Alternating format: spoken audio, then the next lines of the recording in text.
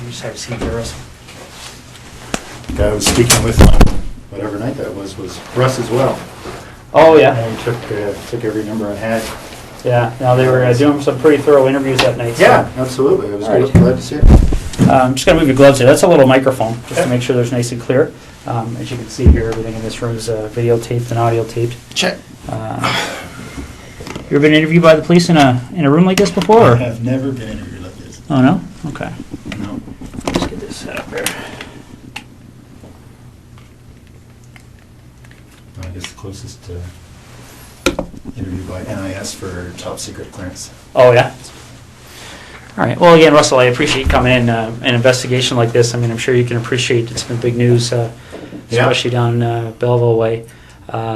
And, you know, obviously our approach to cases like this is that we don't give up on somebody being alive until we get evidence that they're not. So because of that, we're treating Jessica's case as an emergent situation, obviously.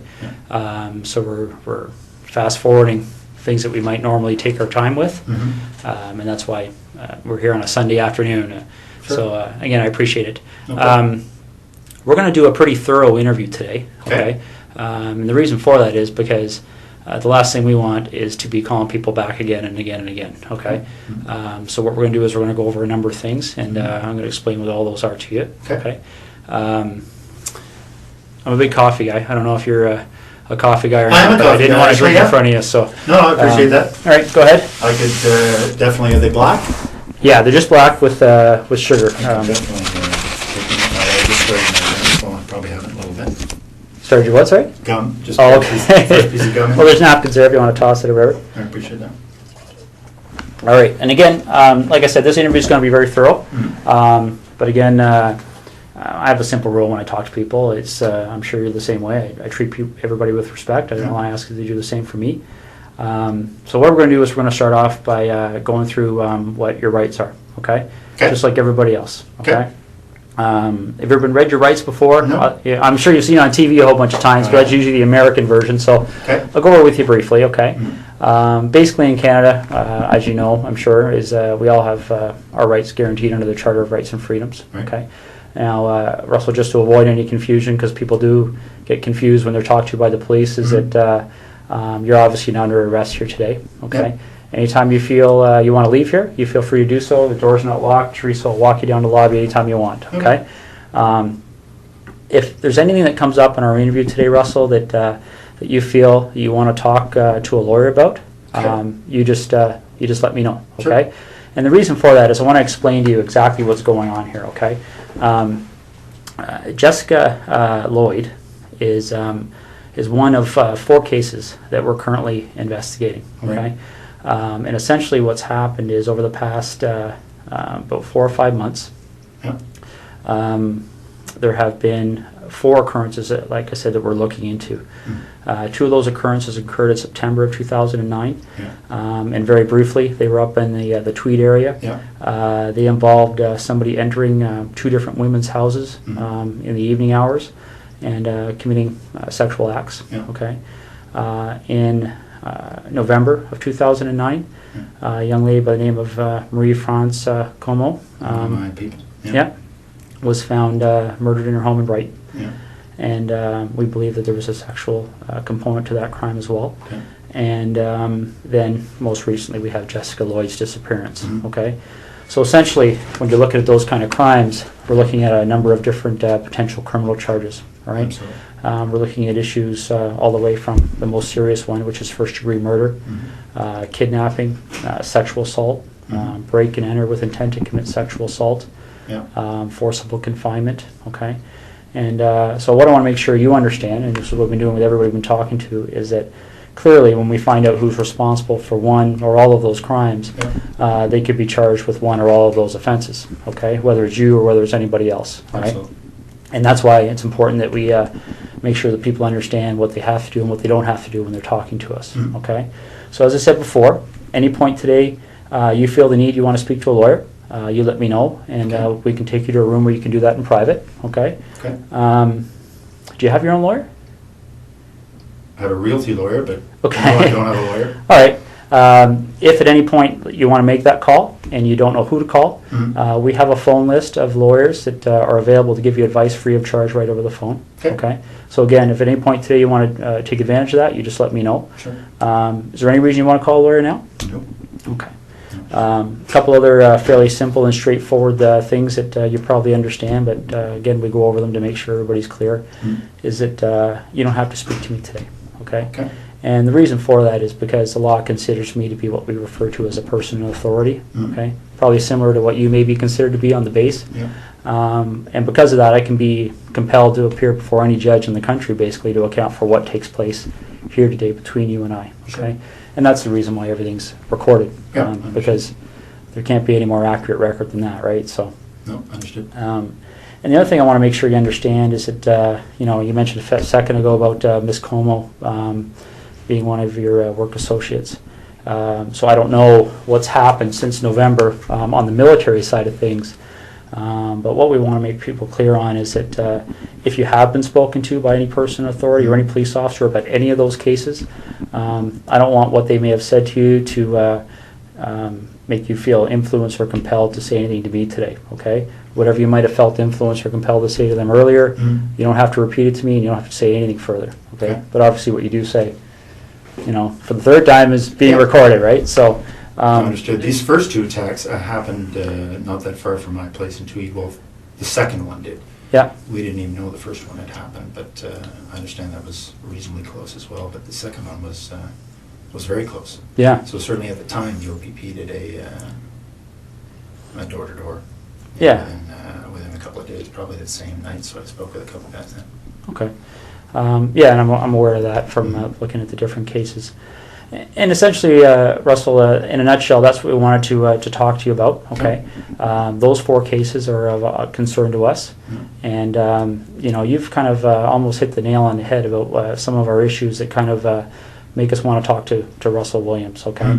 Because essentially, there was a connection between you and all four of those cases. Would you agree? Geographically, And then I guess or I drive past. Yes, I would Yeah. have to say there's a connection.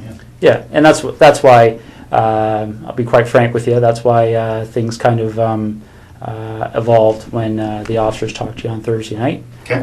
We kind of went from there because when I think you discussed with them the fact that you were a colonel Yeah. at the base. I was in uniform at the time, so. Yeah, so pretty obvious, right? Yeah. So essentially, then the connection with Miss Como Yeah. was made, and I believe you're a door or two down from one of those two incidents I think in Tweed. 3 doors down. Yeah. Yeah, Very close. Absolutely. yeah, exactly. So those are some of the issues we wanted to discuss with you. Yeah. Okay. So just getting back to these four incidents that we're talking about. Maybe you could just give me a little bit of history as to your arrival in the base in Trenton. When did you start working there? Friday on the day I was.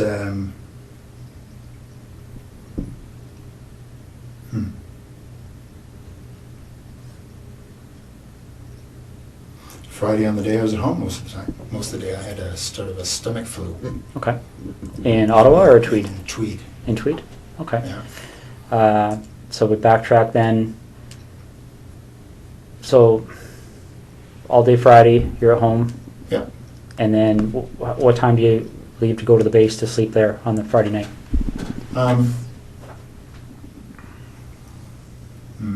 Not sure. Probably just went in for just before bed. So I probably left Tweed at between 8 and 9 or so. Okay. And you get to the base and spend the evening there and get up for the 5:30? Yeah. Okay. That's right. So we backtrack from there. When did you arrive at your home at the cottage? I don't want to get confused between your home in Ottawa and the home in Tweed. Understood. So, No, I had been in Tweed all week. yeah. The week prior now. Yeah, I think that's the case. Was in Tweed all week. Flew Saturday. Headed to Ottawa Saturday night. Okay. So if you didn't have the stomach flu on the Friday, what was your I think it was schedule that 7 or day? 8, really.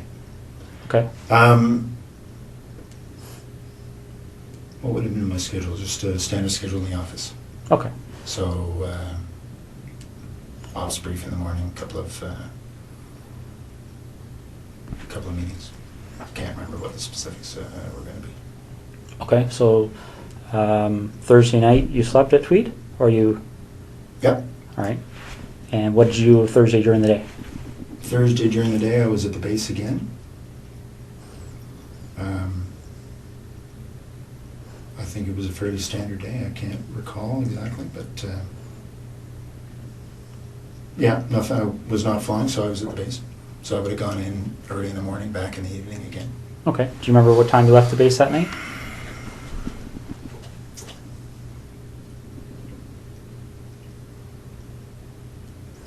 I don't remember anything peculiar, so I would say, I don't know, probably 7 to 9, somewhere in that range. Okay. And that's when you left? Left the base, yeah. And what That's a 45-minute transit. So 45 minutes home? Yeah. Okay. Okay. Now, I'm not going to walk you through November, but I'm going to take you to a date that's probably pretty fresh in your mind, the day that Marie Franz coma. Yeah. Do you remember how you found out? I do. Yeah, I was sent an email. Well, as soon as the ops staff and the base learned, they told me. Okay. So I got an email. I can't remember if it was late at night or early in the morning. It was certainly, I saw it, I want to say first thing in the morning, because I had just come back from Ottawa. I was in Ottawa for a set of meetings on one of the days. I can't remember what day of the week we're talking about, but yeah, no, I mean, obviously when your people gets killed, it gets your attention. So Absolutely. yeah, I very much remember that coming in. And how did you know Marie Franz coma? I'd only met her once. She was on a crew I was on just after I got to the base. Okay. So I can't even remember. I think it was a one-day trip. I did a number of trips in Canada, transporting our troops, sort of first leg out of Edmonton. We tend to hopscotch them across until they get into theater. So anyway, I can't remember which trip it was, but we did a number of them out to Edmonton just to pick up the troops, bring them to Trenton, and then put a fresh crew on, and because we'd fly out and back in the same day, so pushing the edge of that, and fresh crew on, and then continue on after a couple hour delay. Okay. Do you know roughly when that happened? That we were on the same crew? The time you met her, the one time there, yeah. It was soon after I got to the base, so I don't remember exactly, but I would say in the first couple of months, so August, September. Okay. Yeah. Now, you got that email notifying you that something had happened. Yeah. Do you have any kind of a clear recollection as to how your schedule was going that week? Well, I can't remember what day that the message came in. Just a second.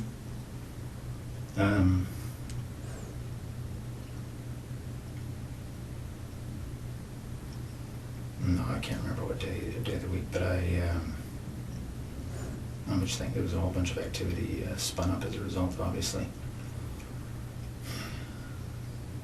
No, I can't remember the day of the week.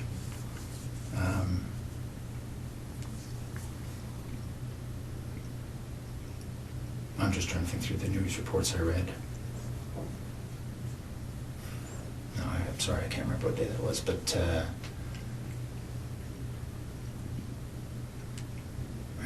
what we learned after the fact was that the MPs had learnt of her death, I think quite a bit after her body had been discovered. Okay. So I think what happened, sorry, just a second.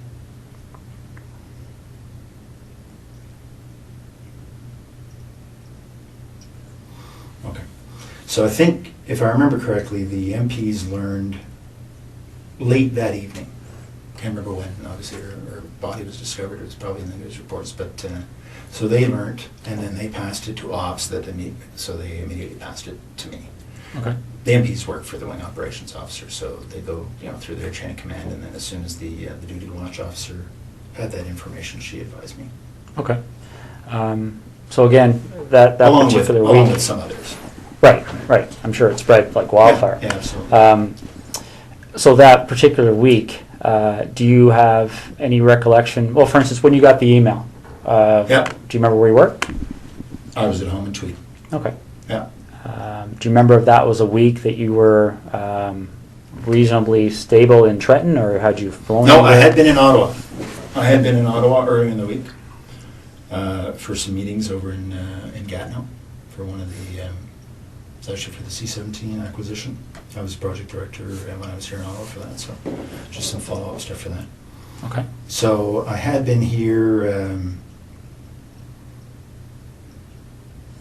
at some point in that week. Again, I can't remember how the days all fell together, but I seem to remember that I got this word shortly after having come back from Ottawa. It seems to me it was the same week. So if we were to do a similar investigation in your background, is there anything you can think of that anybody may have misinterpreted, or anything in your history that somebody might say Russel Williams Absolutely did this? No. Okay. Be very boring. What's that? It'll be very boring. All right, because essentially that's what I'm looking at. Is it? You seem like a very intelligent person, and I think you can see how a surprise like that would certainly set off Absolutely. some alarm bells in our There's investigation, right? Okay. Yeah. So the next thing we need to cover off is, well, I'll just ask you this straight out. Given the types of crimes we're investigating, do you get much chance to watch television shows, CSI, things like that? I do watch, I prefer Law and Order, but I do watch CSI occasionally, yes. Okay. So you have an idea of, obviously, the forensic capabilities, things like that are out there. What would you be willing to give me today to help me move past you in this investigation? What do you need? Well, would you be willing to supply things like fingerprints, blood samples, Sure. things like that? Yeah. Okay. Footwear impressions? Yeah. Okay. All right. I think that's what we're gonna ask you to do. Okay. All right.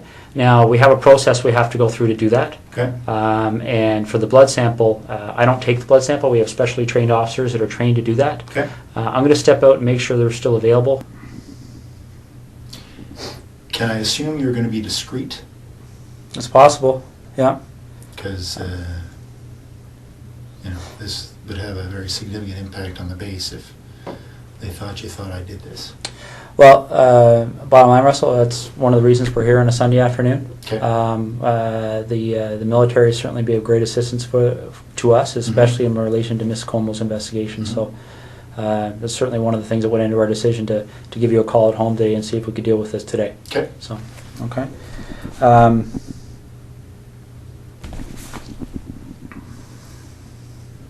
Because it's tough to undo the rumor mill once it gets started.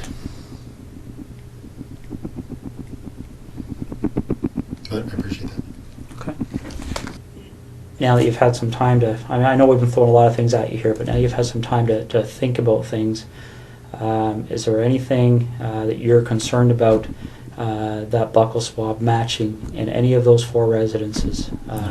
Is there, I guess, let me explain you what I'm getting at here, Russell, okay? This is a significant investigation, as you can well imagine. Yeah. That DNA is going to be significant in our investigation, both quite possibly to help you, quite possibly to help us. Understood. I don't know yet. I don't know what the result is yet. Mm-hmm. And I'll go back to the example I gave you because it's a very similar issue, I think. And you talked about the idea of discretion here. Okay. Mm-hmm. You talked about the idea that I think hopefully you appreciate the fact of how we approached you here. Yeah, absolutely. And essentially, we have no issues with that. Okay. We talked recently about the whole idea of any unusual sex acts in your history. Mm-hmm. But another thing that can often happen in cases like this is that people become concerned about things like extramarital affairs, indiscretions along those lines. Mm-hmm. Is there any contact that you may have had with any of those 4 women that you may not want your wife to be aware of? Anything like that that we should know about to try and explain why if your DNA is found, it would help us understand why it may be there. Absolutely not. Okay. Can you think of any reason why we would find your DNA in any of those residences? Let's focus on, well, for instance, I believe, let me just check the name there, make sure I've got the right address. I'm talking about the house that was just a couple of doors down from you there in Tweed. A couple of doors down was Lori. I don't know her last name. I don't know. Mazzacati? I don't even know what her last name is, but there's the woman down the road, 3 doors down. Yep. Her name is Lori. I don't know her last name. All right, let me just make sure we're on the same page here.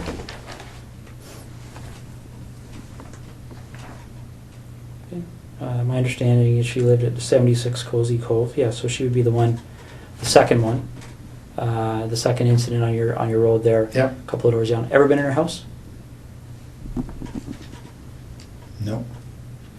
We met her once, I think the first summer we were there, so in 2004. Okay. And that's what I'm getting at. Again, this is a credibility issue, right? Yeah. Because I don't want to come and see you 2 weeks from now and say, Russ, our CSI people went in that house. And are you familiar with how DNA works? I think broadly, yes. I would guess so. One of the challenges we have in 2010 with DNA is it's become so precise that I guess the best way to explain it is I can think back 15 years ago when I started in violent crime investigation. Yeah. For us to get a DNA match, the sample we had to find was, probably would have filled half of one of these cups. Because they destroy so much of the sample in the testing. Okay. Essentially, DNA has become more and more precise to the point where when you and I walked in this room earlier today, we could have sat down, talked for 30 seconds, walked out.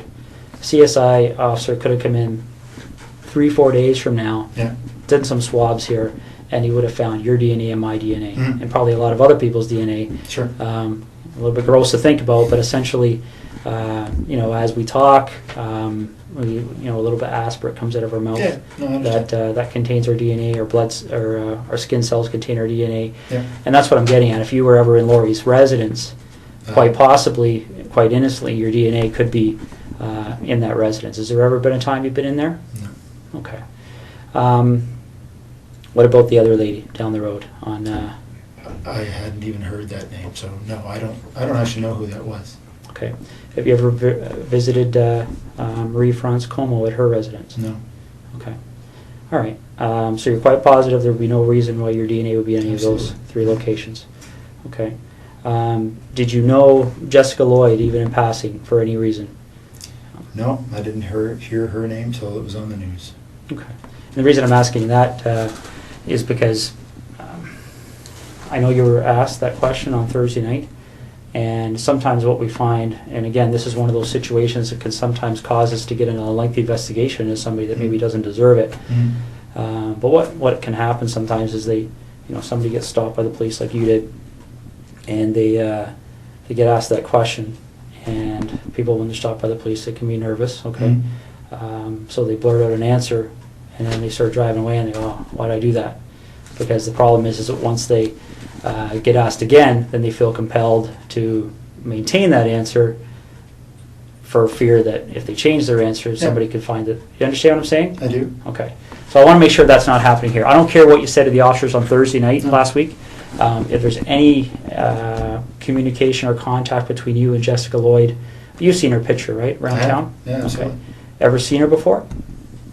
I don't. No, I would say I have not. Okay. All right. All right.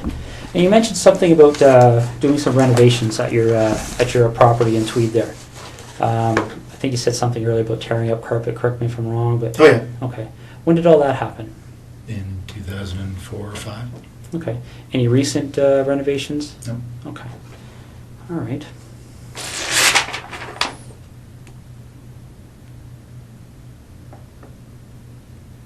Just want to make sure I'm covering all the bases here. Okay.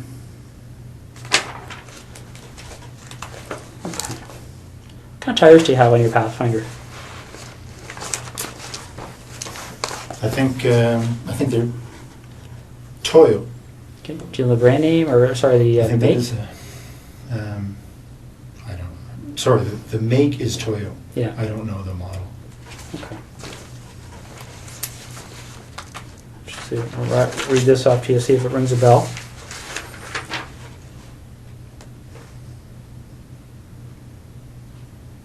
Ever heard of, does Toyo Open Country HTS That sounds make any right. sense? Yeah. Okay. When did you have those tires put on your Pathfinder? Well, it's the second version we've had of them, so I think it might have been this past fall. They replaced other ones we'd had on the same. Okay. Well, Toyo, I can't say that they were exactly the same model, but our dealership here in Ottawa says they're very popular for the Pathfinder. So. Okay. And they were good. They lasted a long time. All right. I've had to. I think you were talking about the whole idea of the MPs helping us with our investigation, stuff like this. You have the same system as we do at our headquarters with the swipe cards.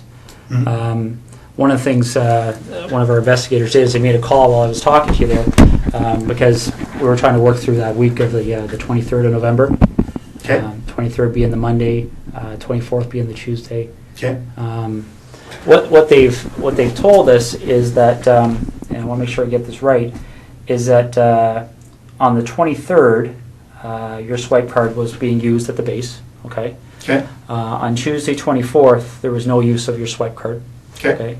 And then on the following days, the Wednesday, Thursday, Friday, there was what appeared to be average activity of your Okay. swipe card in the base. Does that make sense to you? It does. That says that I was in Ottawa on the Tuesday. Okay. Do you remember where in Ottawa you were?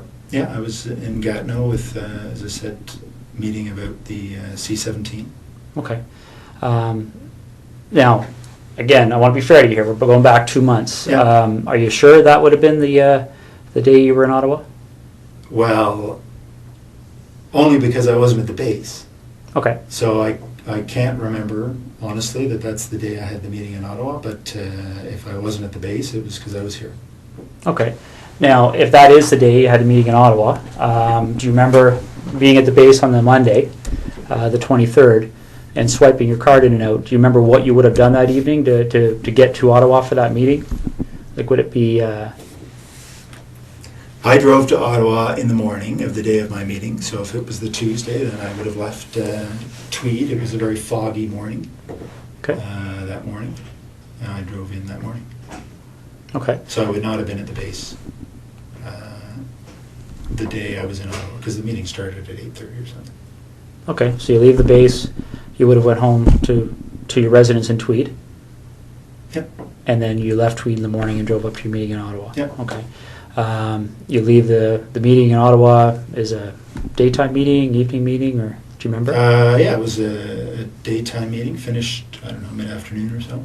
Okay. We had lunch and then finished. I think my wife and I had dinner because she was here for work, and then I headed back. Okay. Well, these are the kind of things I'm trying to draw out here. That's helpful to us. Do you remember where you had dinner? Well, I don't remember exactly the restaurant, but it was in Westboro because that's where our house was being built at the time. So we had dinner, in a restaurant that we would expect to be able to frequent once the house was finished. Okay. Remember how you paid? One of us would have paid by MasterCard. Yeah. Okay. Are you sure about that, or? Pretty sure. That's normally how we Okay. we pay for meals. All right. Can't remember if it was me or my wife that paid, but one of us. Okay. And do you remember which restaurant it was again? No. Okay. All right. And you see what I'm getting at, right? I mean, that can be very helpful for us because if we can track that issue, right? Yeah. We can put somebody paying for a meal at a location. Well, with a I was credit card. meeting with 15 people or so that day. So Okay. And what time did the meeting end? I would say between 3 and 4. Okay. And are you sure that that's the same day you went out with your wife? Well, I think so.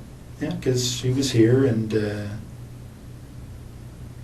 I think that was the day we went to this restaurant in Westboro. Yes. Okay. You finished dinner, and do you remember what you did that evening? I would have driven back to Tweed. Okay. And you would have... Now, again, I know we're talking 2 months ago here, but do you Yeah. remember specifically having dinner and then driving back to Tweed, or do you remember, are you just guessing here? No, I'm not really guessing. I mean, I believe that this night at this restaurant was following the meetings in Ottawa. Mhm. And I, kissed my wife goodbye and headed back to Tweed to go to work the next day. Okay. All right.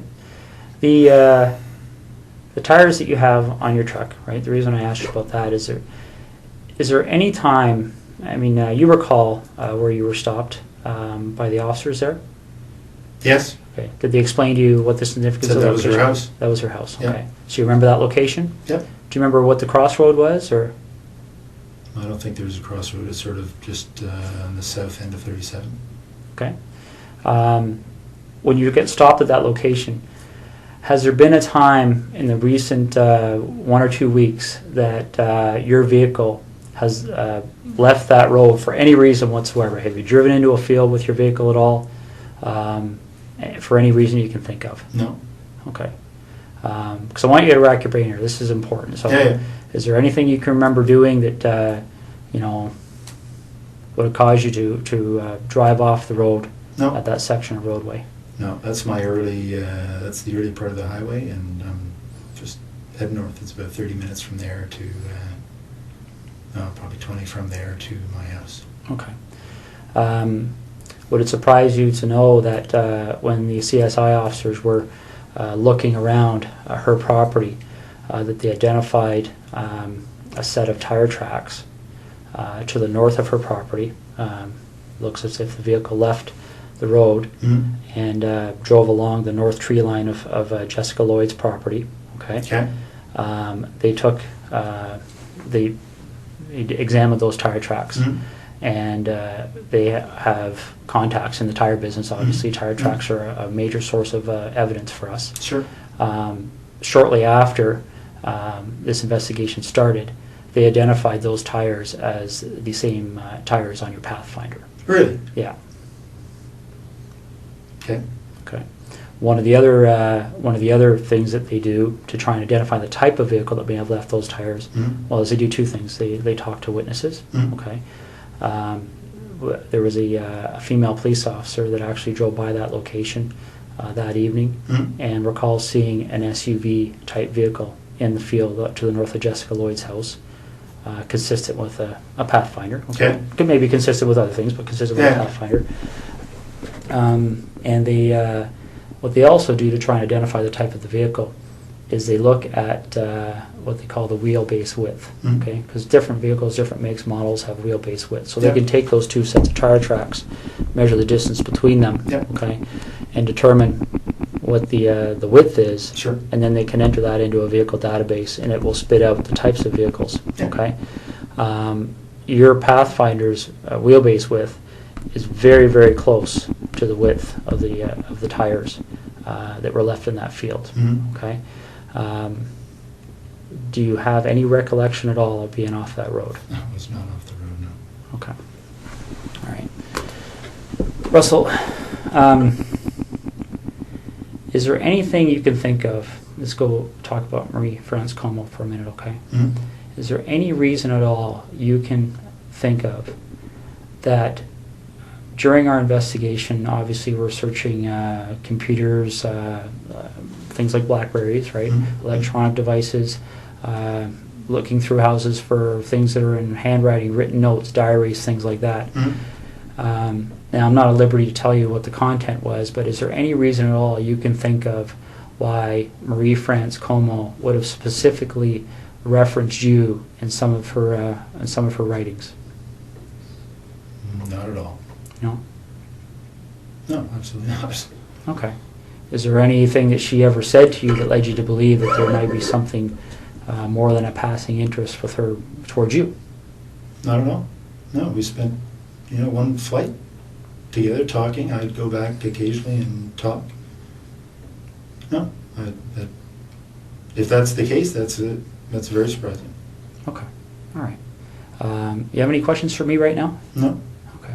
I'm just going to step out and see how things are going, okay? Okay. I mean, it is a Sunday, but there's probably 60, 70 people working on this file, so there's a lot of things happening. Sure. So let me go out and see what's happening, and then I'll come back in and we'll hopefully continue, okay? I told you when I came in here that I'm going to treat you with respect, and I've asked you to do the same for me. We talked about the whole idea of how we've approached you here, okay? The trying to be as discreet as possible, okay? But the problem is, Russell, is every time I walk out of this room, there's another issue that comes up, okay? And it's not issues that point away from you, it's issues that point at you, okay? And I want you to see what I mean, all right? This is the footwear impression of the person who approached the rear of Jessica Lloyd's house on the evening of the 28th and 29th of January, okay? All right? Now, I want you to keep in mind that this is slightly smaller, okay, in scale, okay? Okay. All right, that's not to scale. That's the footwear is actually bigger. Okay. If you look here on the ruler, you'll see that 1 inch is just slightly smaller than an actual inch, okay? But this is the way it prints off on the computer. Yeah. I'm going to move this over so you can see what I mean, all right? Because essentially when you're dealing with footwear impressions, we have a gentleman on the OPP who's basically world-renowned. His name is John Norman.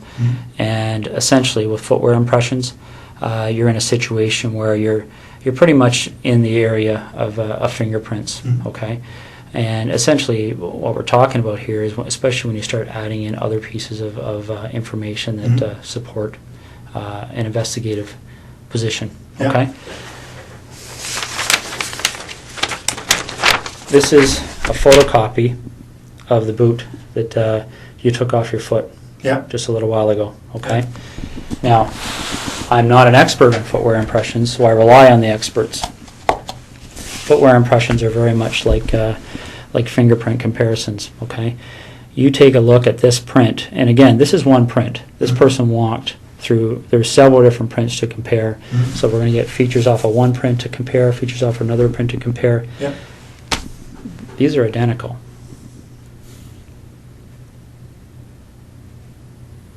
Okay. Your vehicle drove up the side of Jessica Lloyd's house. Your boots walked to the back of Jessica Lloyd's house on the evening of the 28th and 29th of January. Okay. You want discretion. We need to have some honesty, okay? Because this is getting out of control really fast, Russell. Okay, really, really fast.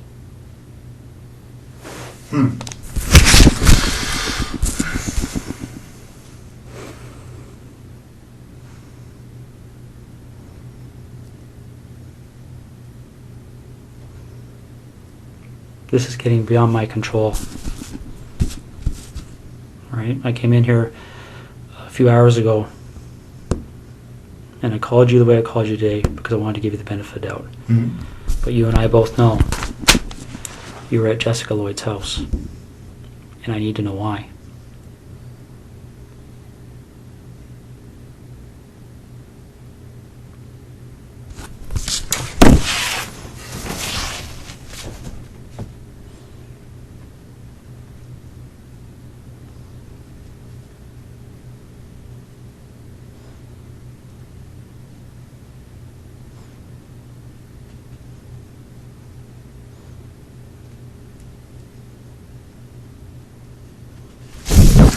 I don't know what to say. It's Well, you need to explain it because this is the other problem we're having, Russell, okay? Again, these decisions are made by me. Right now, there's a search warrant being executed at your residence in Ottawa, okay? So your wife now knows what's going on.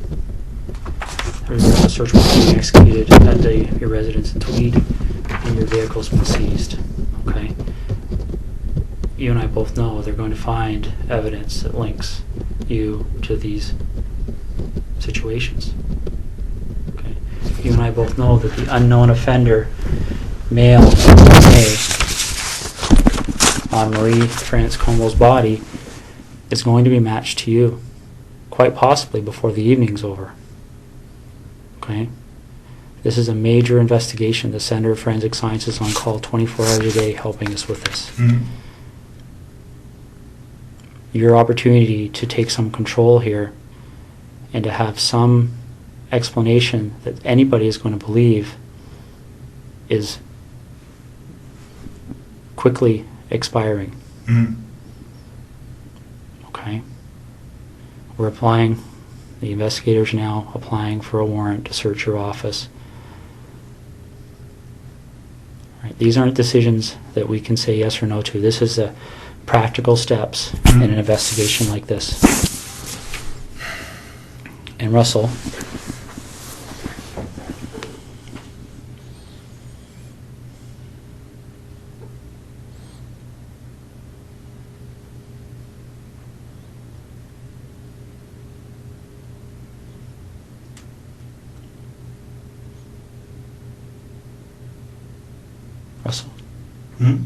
listen to me for a second, okay? When that evidence comes in, when that DNA match, when that phone rings and somebody knocks on this door, your credibility is gone, okay? Because this is how credibility works, all right? And I know you're an intelligent person and you probably don't need to hear this explanation, but I also know your mind's racing right now, okay? Because I've sat across a lot of people in your position over the years, okay? The bottom line is that as soon as we get that piece of evidence that solidifies it, DNA, okay? As soon as the expert in footwear impressions, the expert in tire impressions calls and says, yes, I've examined those and they're a match, it's all over. Because as soon as that happens, where's your credibility? Where's your believability? You're just another, and again, don't take this wrong, okay? But you can see if you step outside this room in your mind and imagine how people are going to view you, okay? If the truth comes out after the clear evidence is presented to you, when you finally go, okay, I'm screwed now, what are we going to do?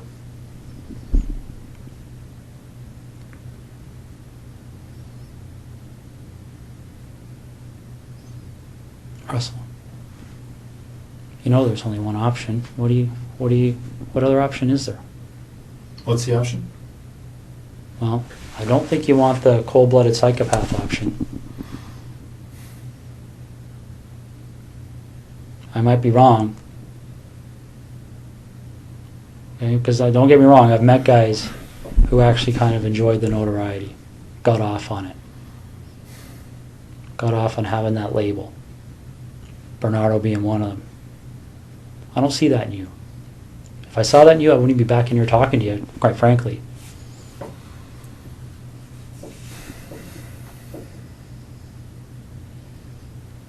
But maybe I'm wrong. Maybe you got me fooled. I don't know.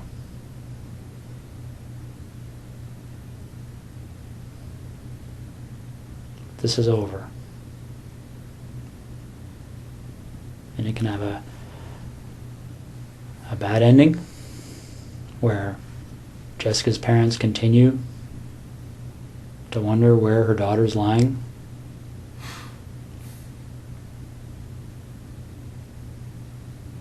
And I don't know.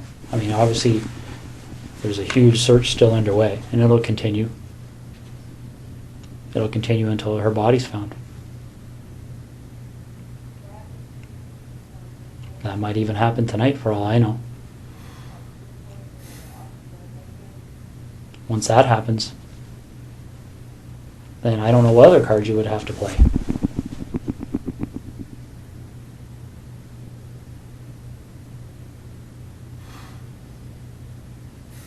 What are we going to do?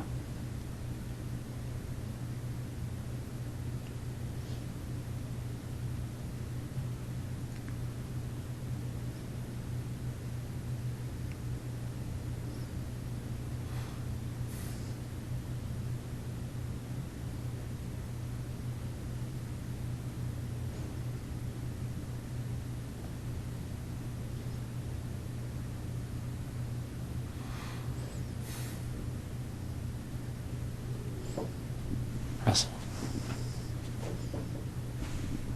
what are we going to do?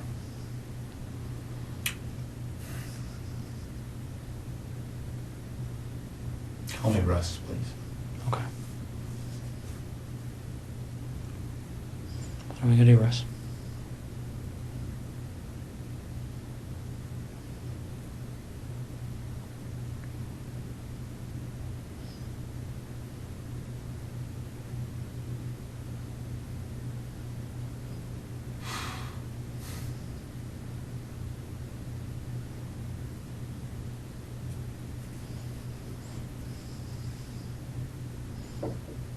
Is Jessica somewhere we can find her easily? Like, is this something where I can make a call and tell somebody to go to a location and they're gonna find her, or is this something where we have to go and take a walk?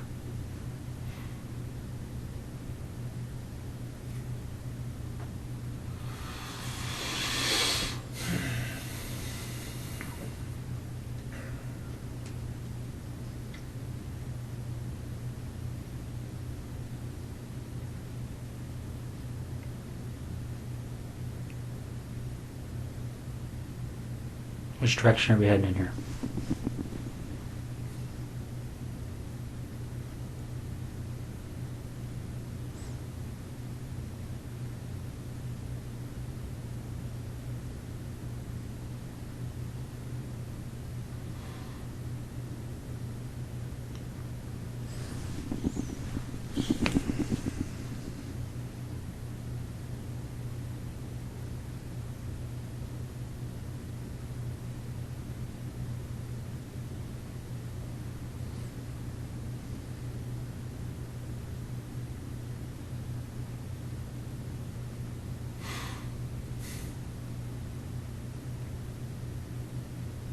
Russ, maybe this would help. Can you tell me what the issue is you're struggling with?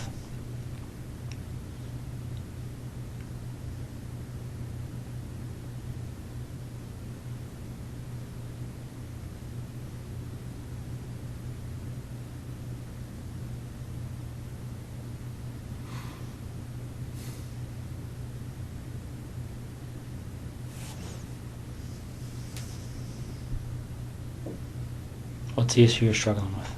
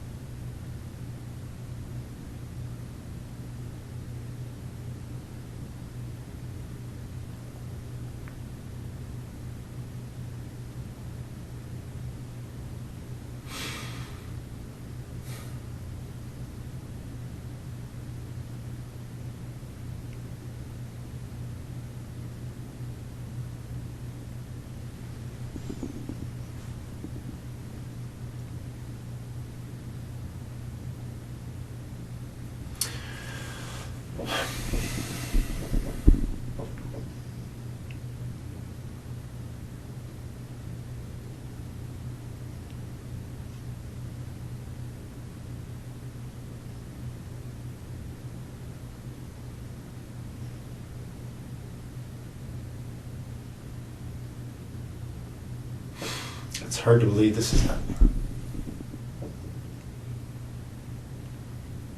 Why is that?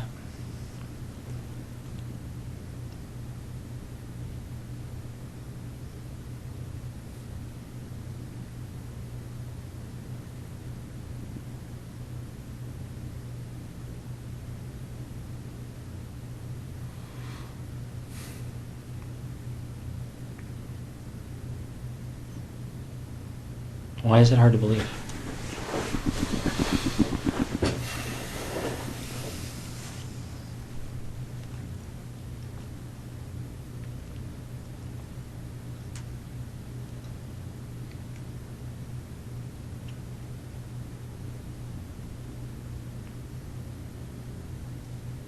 It's just hard to believe.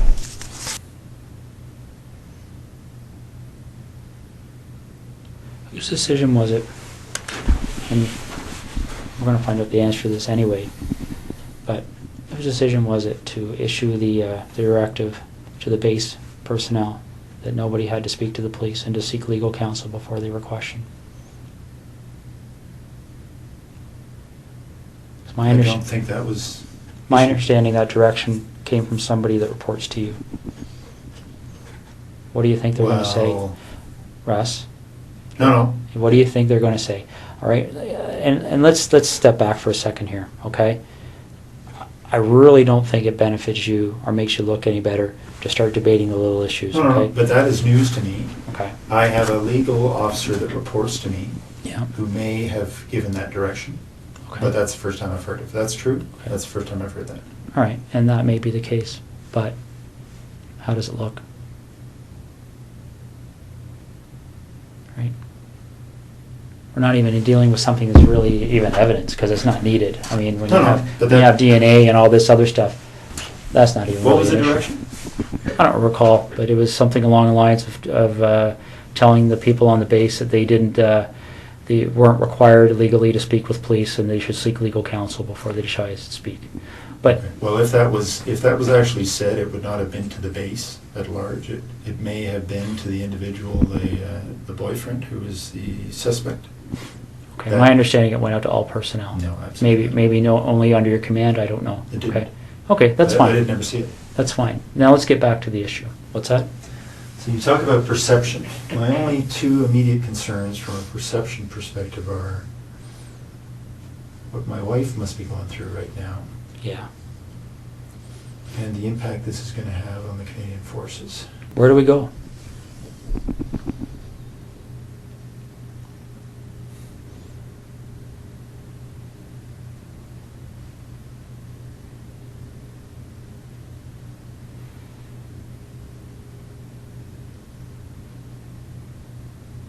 Russ, is there anything you want from me? Is there anything you want me to explain? Is there something missing that you're struggling with that I can shed some light on for you?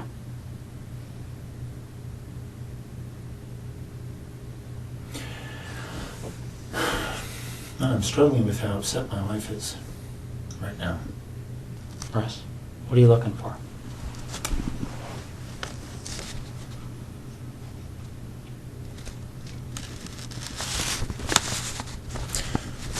I'm concerned that they're tearing apart my wife's brand new house. So am I.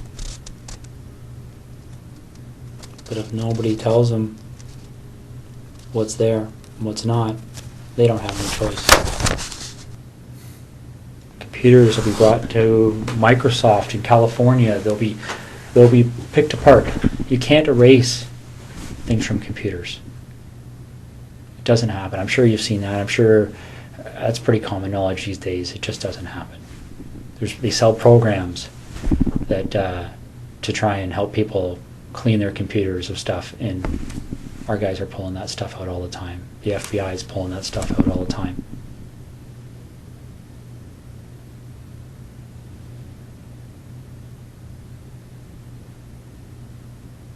This investigation will end up costing no less than $10 million. Easy. And they will say no to nothing. Any request this major case manager makes on this case, they've already been told it's approved. Don't even bother asking.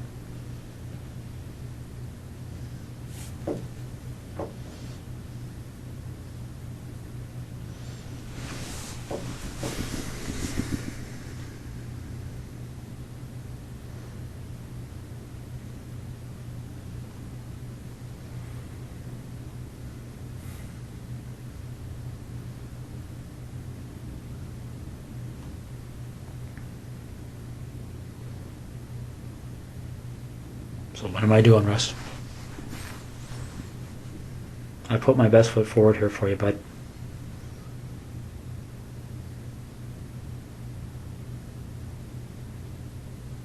I really have. I don't know what else to do to make you understand the impact of what's happening here.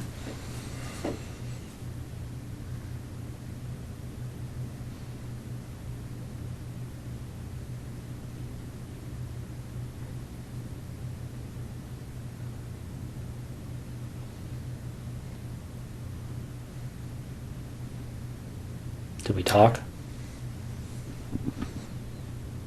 I want to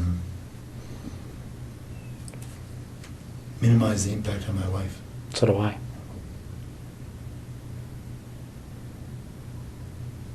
So how do we do that? Well, we start by telling the truth.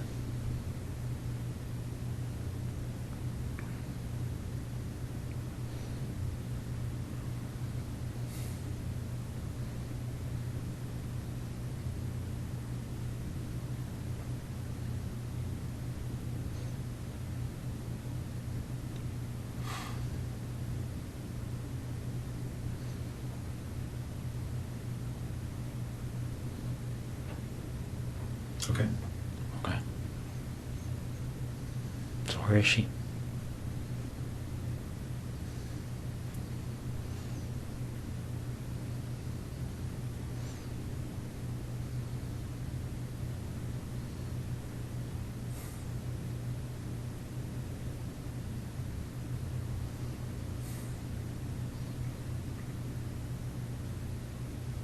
Got a map? Is she close to where she lives? I've got maps of that general area.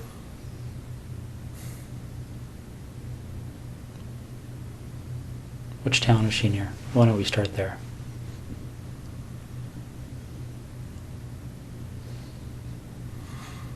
I'm not sure if you give me a map of that covers Calabar down to the highway and over to Tweed and south, I'll show you. Let me see what I got here. I might have something. Is she inside, outside?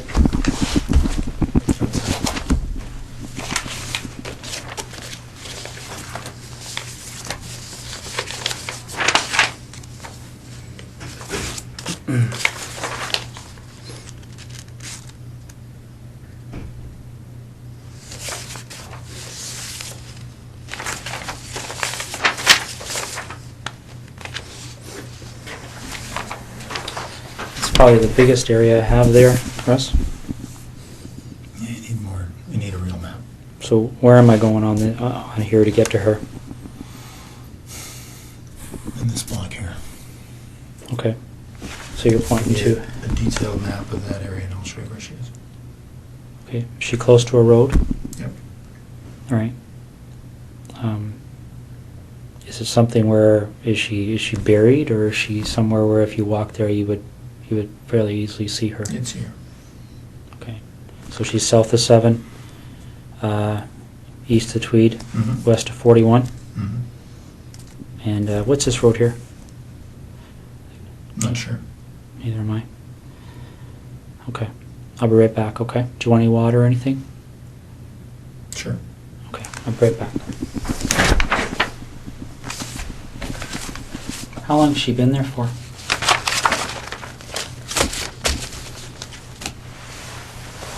A little over a week. Was it fairly quick from the time she left? Friday night.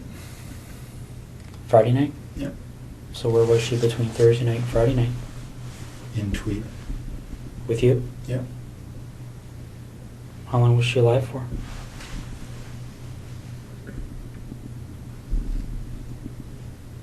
Almost 24 hours, not quite. Okay. Russ? You're doing the right thing here. Okay. Well, again, my interest is in making my wife's life a little easier. And Okay. with her family as well. Well, we share that But interest. there's no, your time in Ottawa is wasted, really. I'll tell you where the membership cards are. Where are they? They're in the house there, but In Ottawa? yeah. Whereabouts? Some in the camera bag, which they would have found in my office. Mm-hmm. And when you walk into the office on the left side, there's a desk of drawers, set Okay. of drawers, like a filing cabinet, wooden, IKEA.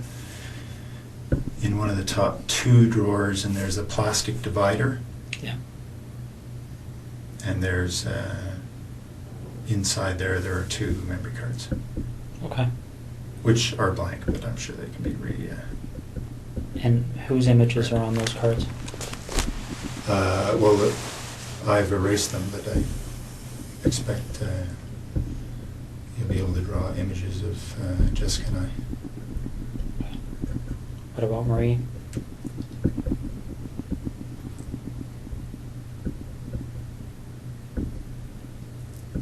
There may be images on there as well. And the two women from September? Yep. Okay. Do you have those images stored anywhere else?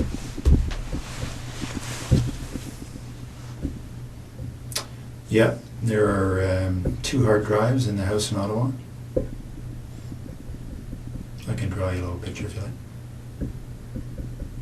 Sure. Do you want to do that now while I'm Sure. getting them out? Okay.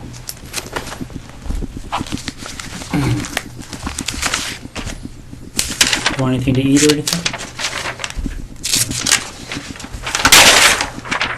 Leave that with you. Okay. Sure.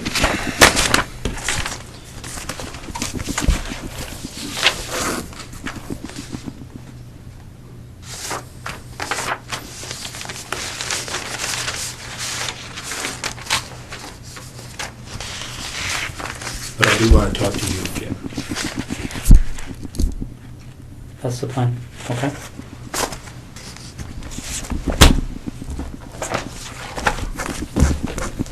I'll be right back.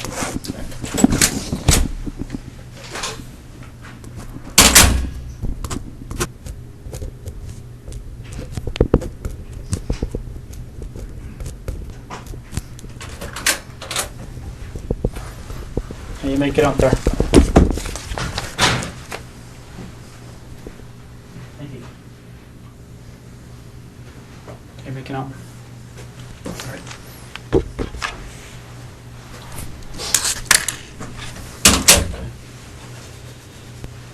Somebody running around looking for an actual map, but I did the same thing with the Google Maps. Just have to blew them up a little bit more.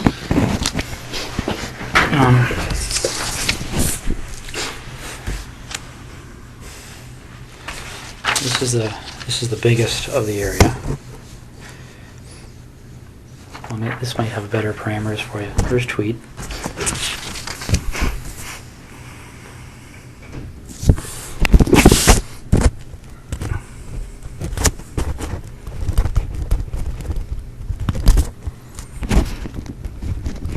.7 kilometer from this intersection on this side of the road.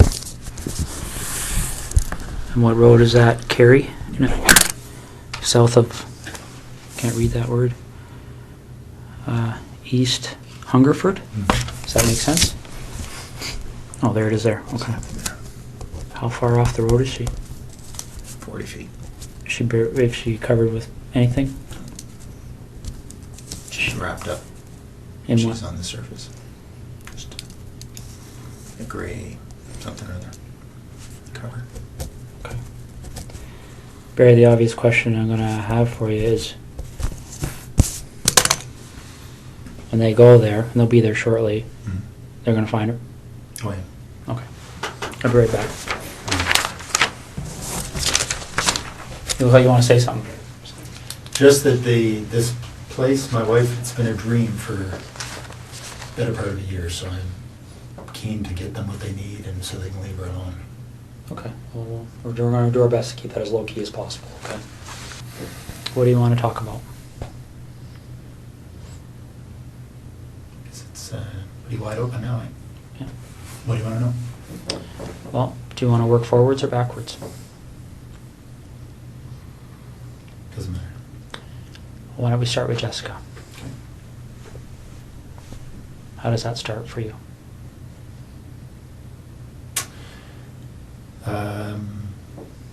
I saw her in her house on her treadmill. Wednesday night, I guess. Then I noticed she wasn't there Thursday. So I got into the house to look around.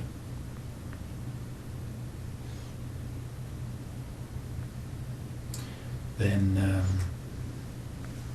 left. Noticed she'd come home. So I went back in. Through the back patio door. while she was sleeping.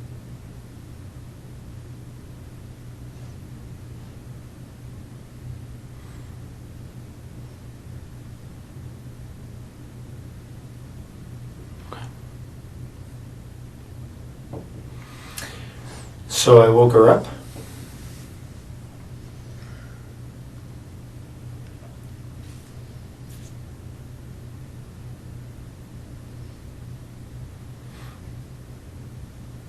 Didn't hit her.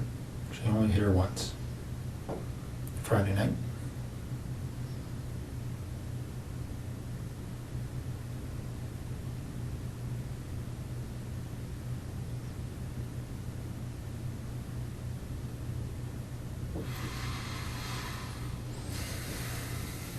Okay.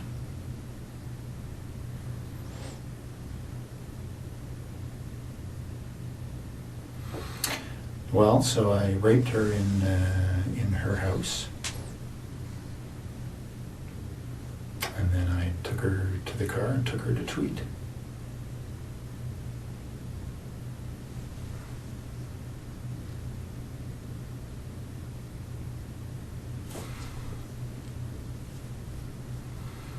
And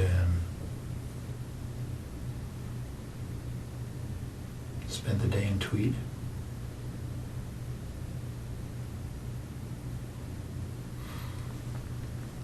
And then I hit her as we were walking. She thought we were leaving.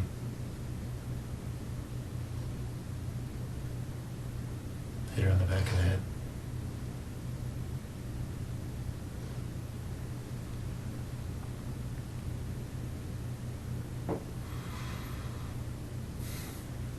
Okay.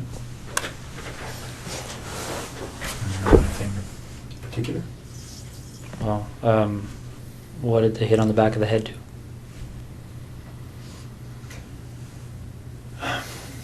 Well, I was surprised that her skull gave way. She was there and immediately unconscious. And I strangled her. Okay. What did you hit her with? Flashlight. Okay. In the house or outside the house? In the house. Yeah, they'll find signs of that. Where in the house did this happen? In the main portion, just in front of the fireplace. What do you mean they'll find signs of it? Oh, there's quite a bit of blood. I hadn't expected. I'd expected to knock her out. But obviously generated a lot of blood. What did she bleed onto? The floor. It's just tile floor. Okay. Did you clean it up or did you? I wiped it up. I know it'll be easily spotted. What makes you think that? Like, if I walked in that house right Well, now, you would wouldn't, I see it? You wouldn't see it, not at all, but, you know, the right signs will show it, I'm sure. Okay. So when that happened, did she have clothes on or was she naked? Yeah, or? she was dressed. Okay. So when we find her, is she going to have those clothes on too? Yeah. All right. Okay. Marie France Como.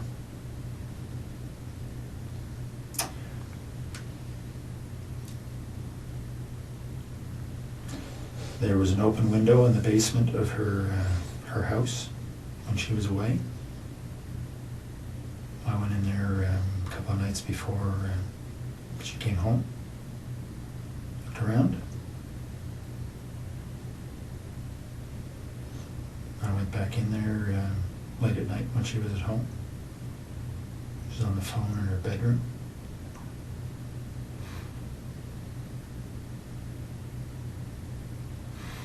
She actually discovered me in the basement. She was trying to get her cat to come upstairs, and the cat was in the basement, had seen me and was fixated on me in the corner. She couldn't get the cat up, so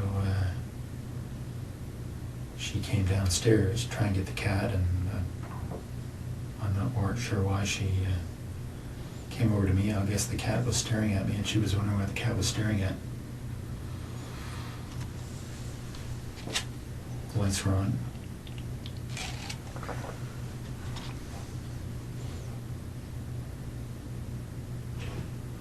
So when she spotted me, I had the same flashlight.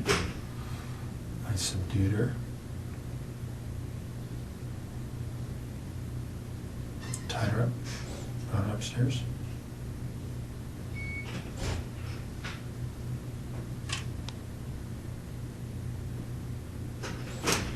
And strangled her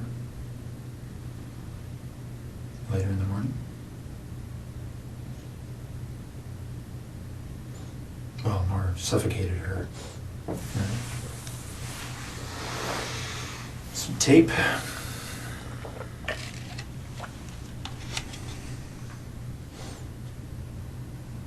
Left her there.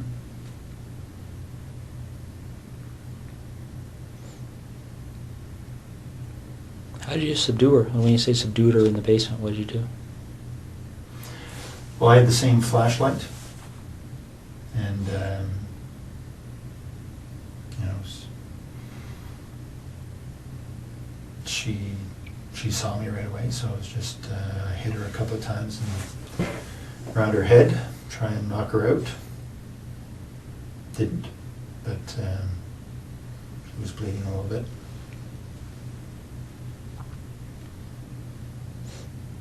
And I eventually, after a struggle, subdued her.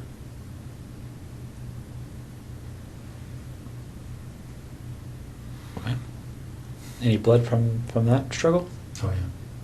No, not a whole bunch, but a flashlight did break her skin a couple of times. Okay. What area of the basement did that take place in? I was hiding behind the furnace, so she spotted me right there. Okay. Did she recognize you? No, I had stuff on my face. Okay.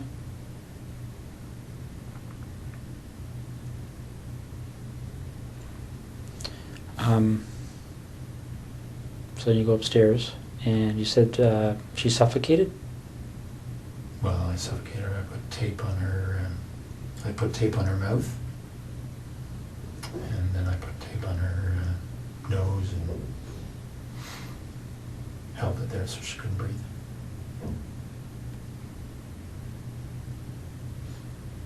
Okay. What kind of tape was it? Duct tape. What happened to it? Well, I took it with me and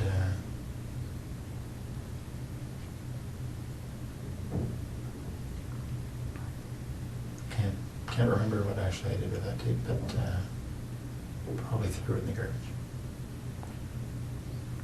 Did you use tape for any other purposes?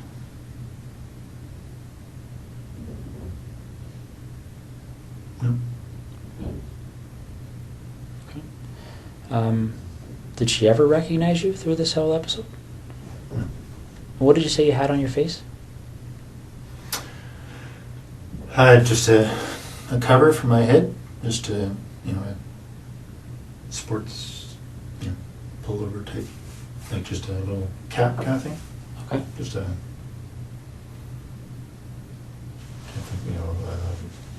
lycra or something. And just a headband over my nose and mouth. So it covered most everything but my eyes. Okay. Now this flashlight, where is that now? And tweed. In the house? Yep. What kind of flashlight is it? It's a red 3 double D. I'm not sure what brand it is, but it's a metal, one of these aluminum. It's like a big, I can't remember what brand the little, aircraft aluminum flashlights are. You see a lot of them. Anyway, it's a bigger one of those. Did you take anything out of Marie France's house or Jessica Lloyd's house? Yeah, some of their underwear. Okay. That's all. And where is that?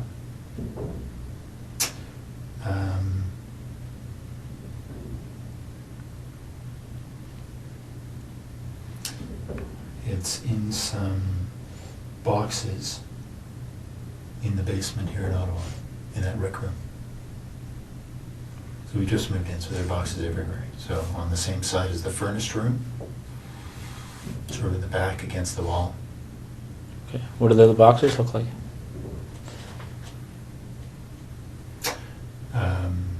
I think one's a scanner, the box for my scanner. Mm-hmm. They're all right next to each other, so a quick look through the boxes there will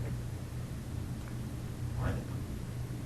Okay. How much underwear is in those boxes?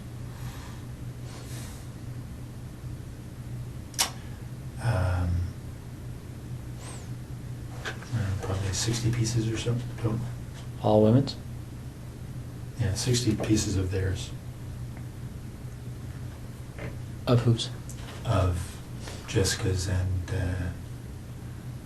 Marie-France. So you took 60 pieces from between the two of them? Yeah, Okay. I think so. All right. And they're in a, like when you talk about a scanner, is it a computer scanner box? My computer scanner is up in the office and its box is down in the basement, so Okay. it's inside that box. Does any of the underwear in those boxes belong to anyone other than Marie France or Jessica?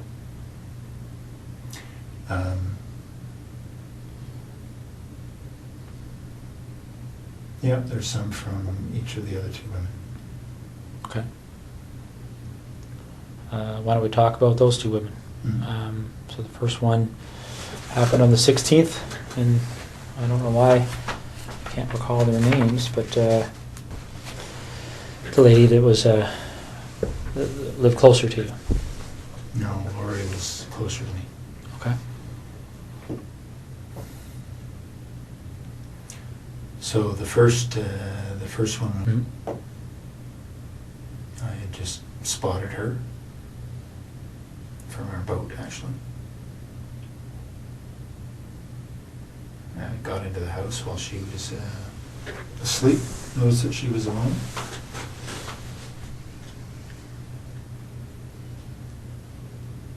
And just hit her with my hand while she was sleeping.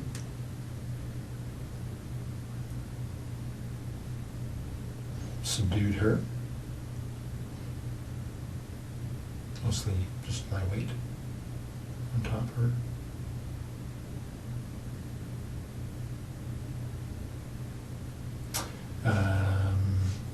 Had her take off her pajamas. Took some pictures. Took some of her underwear and left.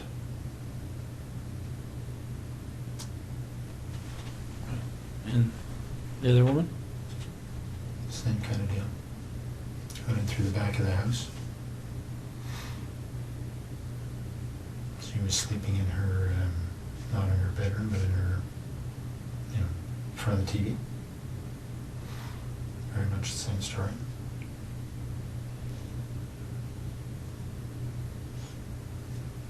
Anything different about that story? I mean, pretty much the same story and exactly the same story are two different things, right? Yeah, no, not much different at all. I did have the flashlight that time. I hit her with a flashlight. Didn't think it would knock her out. Didn't. So, and I subdued her with my weight. Took off her clothes, took some pictures, and left.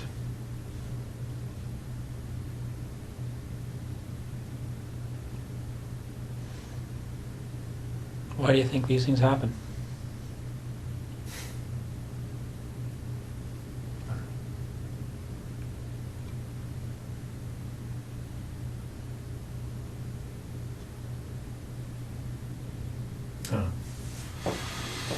Have you spent much time thinking about that? About why? Yeah. Yeah.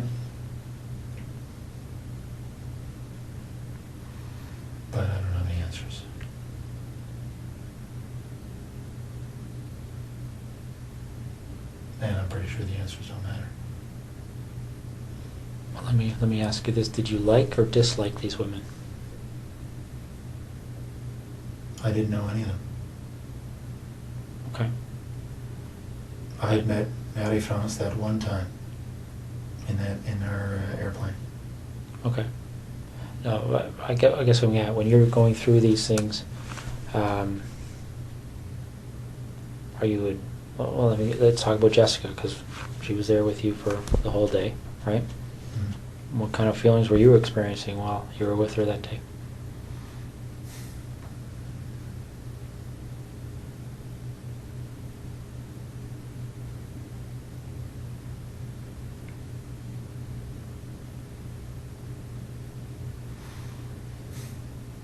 Oh, she was a very nice girl.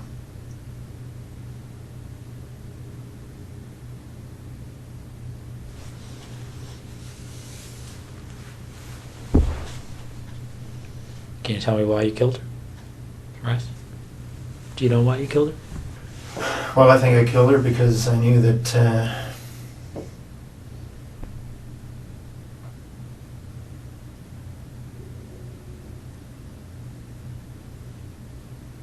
her story would be recognized.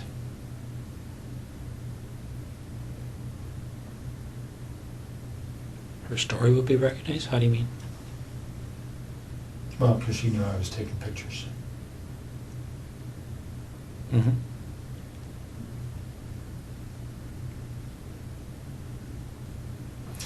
So because of the two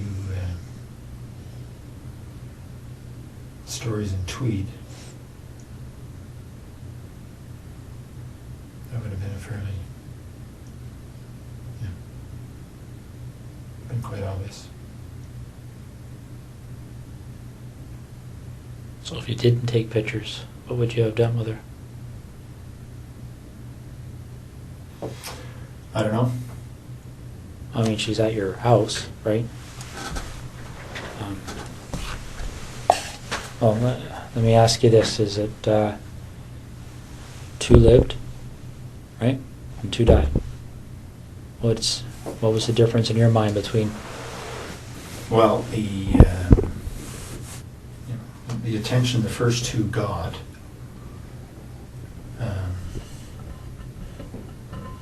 was very much focused on, obviously, or for obvious reasons, the pictures I took.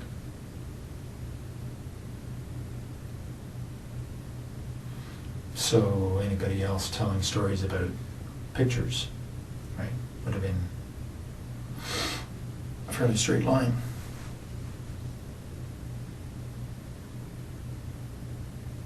Okay, but when this thing happened with Marie France, did you believe that you were already a suspect for what happened in Tweed? No. So what were you concerned about? Well, because I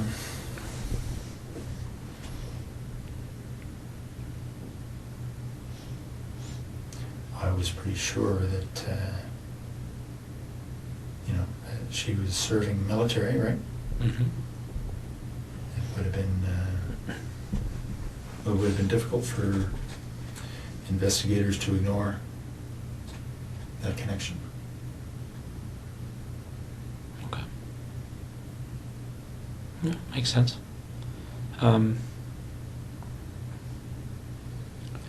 Let's go back to Jessica then, okay? You see her on the Wednesday night, okay? On her treadmill? Mm-hmm. How do you see her?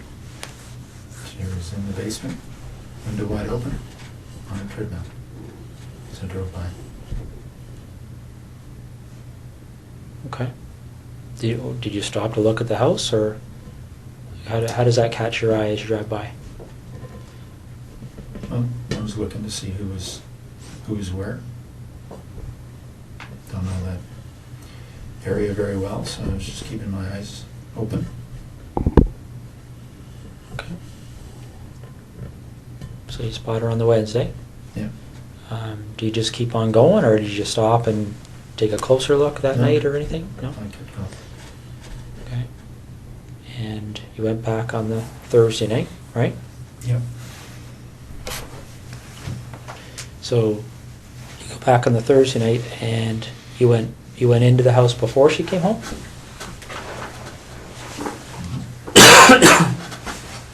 Yeah, she was out. Okay. Done with those.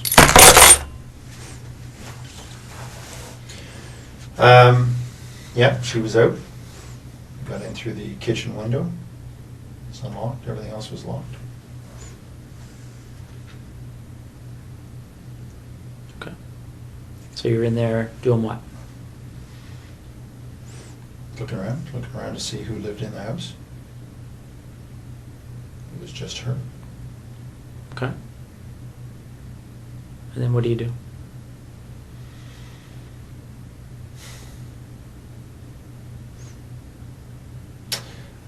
Well, I left the house. And then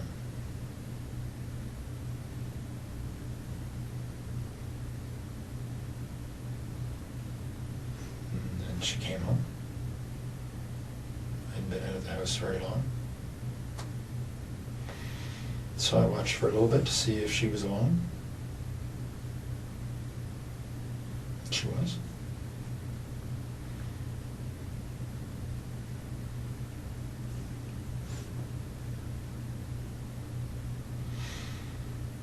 And I went in when she went back to sleep. Went to sleep. Okay. So you go in, she's sleeping, and what do you do? Well, I snuck up to the side of her bed, expecting to try to knock her out. She woke up, but she did as I said, so I didn't hit her. What did you say? Said, lie down on your tummy. Okay. She did. I tied her up. What'd you tie her up with? Some rope I brought. So she's on her stomach. How are you tying her up? Just tying her hands behind her back. Okay. She got clothes on at that point? Mm-hmm. What kind of clothes? Sweats. All right. You tie her hands behind her back, and then what happens? I took her clothes off.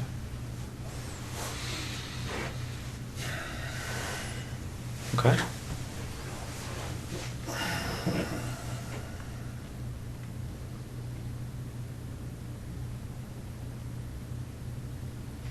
And then what happened? I raped her.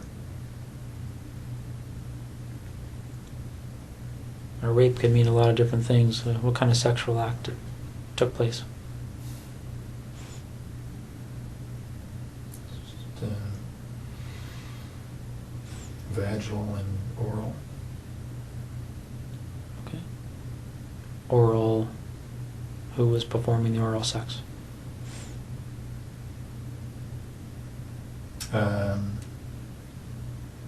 No, me on her and her on me. Okay. Any condoms used or anything like that? No. No. So and again, correct me if I'm wrong. Vaginal intercourse. Her performing oral sex on you, and you performing oral sex on her. Mm-hmm. Do you remember what order those things occurred in? Yeah. I started with the oral sex. Then I raped her. And then later on I made her perform oral sex on me. Okay. Any kind of conversation happening when this is going on? Yeah, a little bit. What was being said? Well, I threatened her before she before I had her perform oral sex. What did you say? Well, I put a zip tie around her neck. I said that I would pull it if I didn't like what she would do. Okay. So she did what you told her to do? Mm-hmm. Any issues there? Any reason to pull it? No. So, do you remember if you ejaculated at that point? Or at any point? Not at that point, but later on. Okay. So, the oral sex finishes, and then what happens next?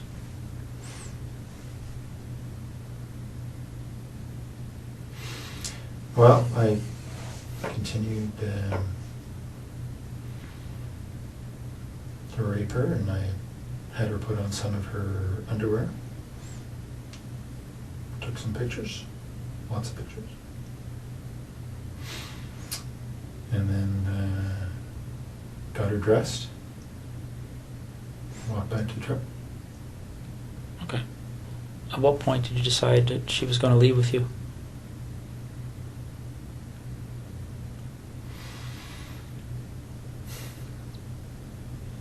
I'm not sure. That wasn't necessarily always the plan. But at some point, I was there for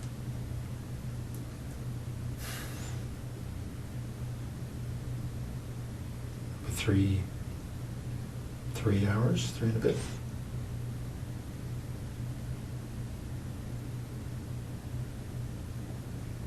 Okay.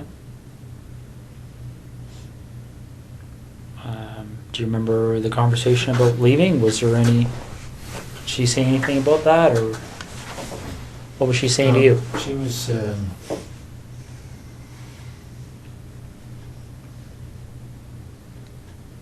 certainly cooperative. Okay.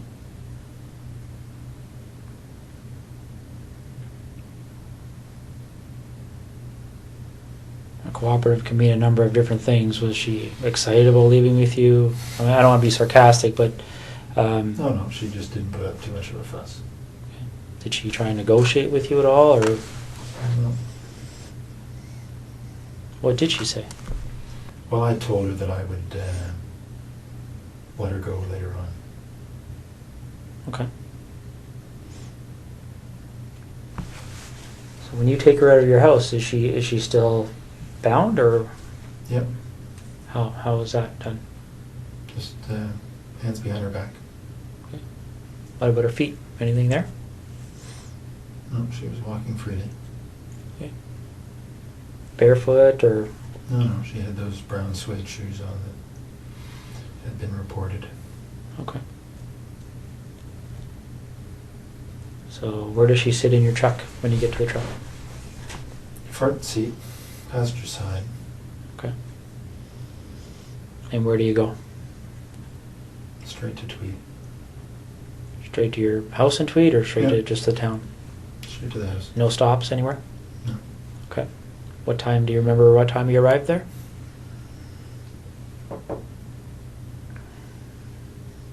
I don't exactly, but I'd say between 4:30 and 5:30.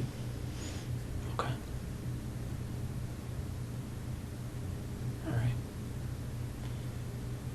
When you were first there before she came home, do you remember, did anybody come to the door at all when you were in the house? Okay. No, I think somebody had come home, somebody had come to the house just before she did, because I thought it was her, but then they left. I was outside at the time. Did you see who that person was, or what kind of vehicle they were in, or anything? No. Saw the lights, I assumed it was her, and then all of a sudden they left, so I don't know what happened. Okay. Where were you when that first vehicle pulled up? In the back here. Okay. So you didn't have a view of the vehicle, you could just tell that there was a vehicle there, is that fair? Okay.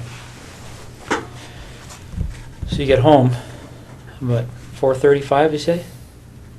Hmm. Okay. And then what happens?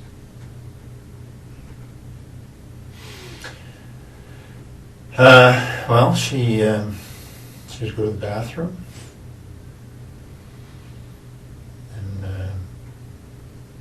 get a quick shower, wash her. Then we went into my bedroom and went to sleep a little bit. She was tied up. How was she tied up at that point? Hands behind her back. I put tape over her eyes from the beginning. So that's what she had. Okay. When they find her, is that tape going to be there, or was it ever removed? No, I removed it. Okay. What kind of tape? Duct tape. All right. The duct tape that you used, where's that roll? It's all gone. I used the rest of it to bind her body. So, by all gone, is it with the body now? Mhm. Okay. So you said, who went to sleep when you came home? You had a shower, or she had a shower? Well, we both got in. I washed her off after she'd been to the bathroom. We both went to sleep. But she was tied up and I had tied the rope. So I could fall asleep a little bit and she could move without waking me up. I'm trying to picture how that would be. So the rope's tied to what on her? Just tied her hands behind her back. Okay. And then the rope just wrapped around me a couple of times, so there was no slack. okay. Do you remember how long you slept for? Not long, maybe a couple hours. Do you know if she slept? I don't know. Okay. So you wake up and... And it wasn't, I mean, we were up and down. So it wasn't 2 hours straight, it was 2 hours in bed, but there wasn't much sleep, just lying there probably. So you get up from that, and what happens next?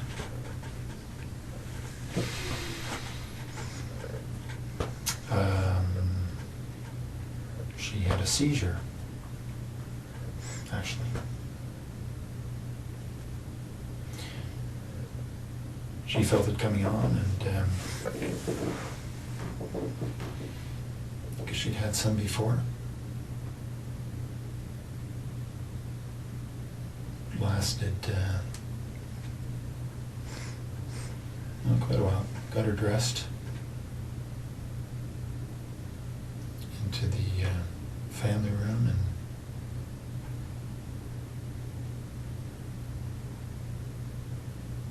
and anyway, she recovered. She got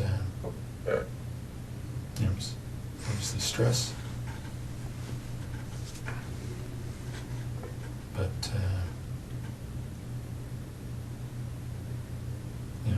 probably went on for about 15 minutes. Sort of it.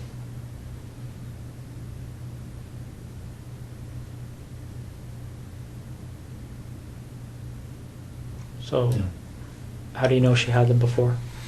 She told me. Did she tell you why she gets them? Well, she suggested it was stress. Yeah, so she felt herself start to tense up and said she thought she was going to have a seizure.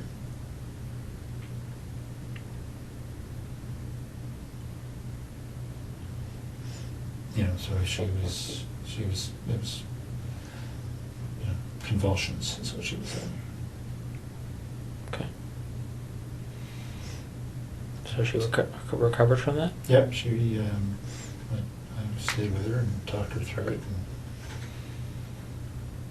made sure she didn't bite her tongue. Okay. And then what happened? Well, then we had a little lie down right there because she was obviously exhausted. Put a cover over her, and she went to sleep.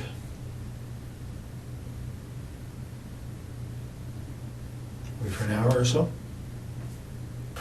And I had told her earlier that before I let her go, I wanted to take some pictures of her in her underwear. And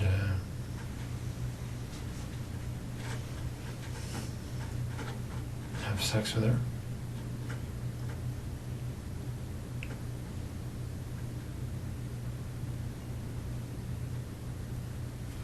So after she'd had a rest for an hour or so, I had her put on a number of different outfits she had. I'm sorry? Put on a number, pairs, panties, bra that she had. That Okay. I'd taken from the house. So she put those on and I took pictures. Okay. Are you in any of these pictures? Yep. What kind of images are you in?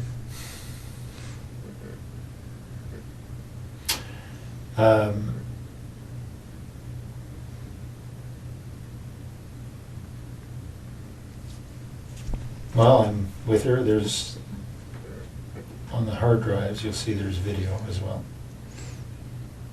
So there's video of the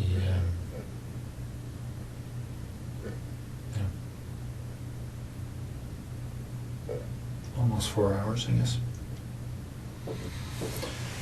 Of what?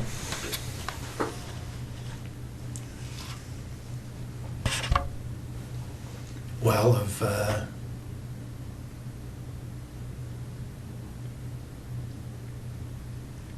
initially at her place of me raping her, and then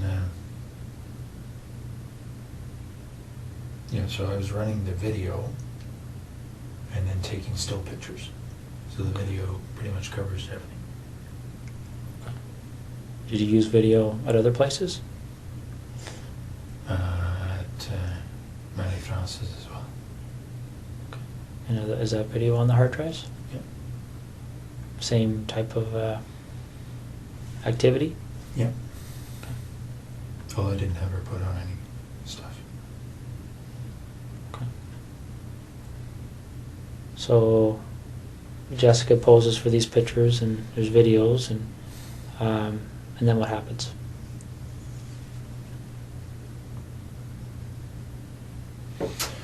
Then I got her dressed because she thought she was leaving. Got a bite to eat. Fruit. And then as we were walking out, I struck her on the back of the head. Okay. When did you decide to do that?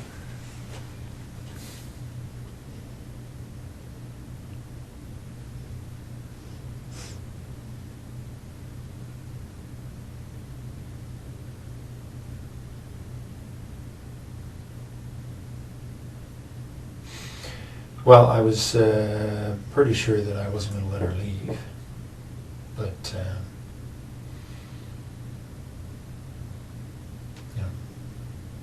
the idea of striking her on the head was developed in the afternoon.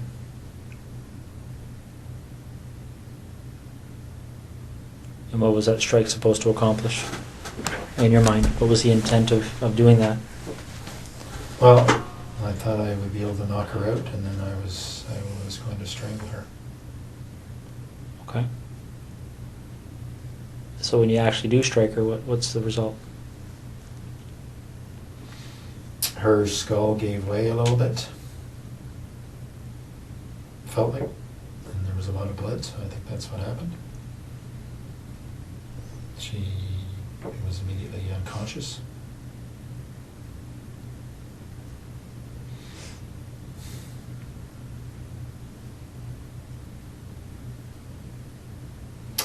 And then I strangled her. How'd you strangle her? The same rope.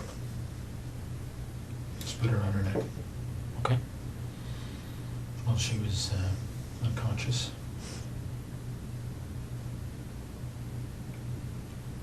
Now, what happened to the zip tie that was around her neck earlier?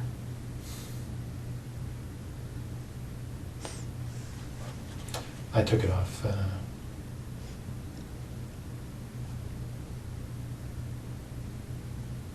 around then, I guess.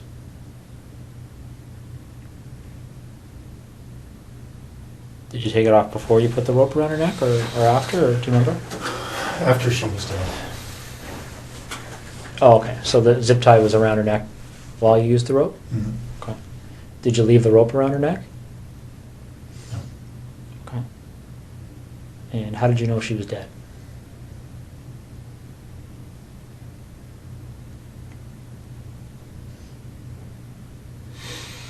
She,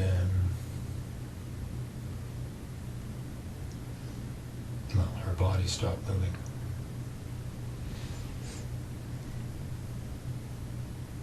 Okay. So what did you do after that? I bound her up to there's her fetal position.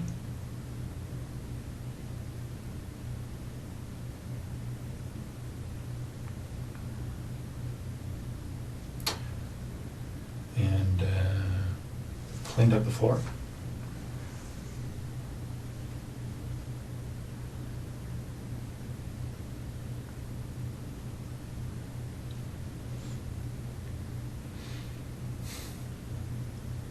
No, you say you bound her up. Are you referring to the duct tape that you talked about earlier? Yeah.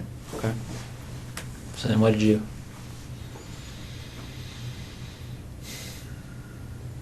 I put her in the garage. It was very cold.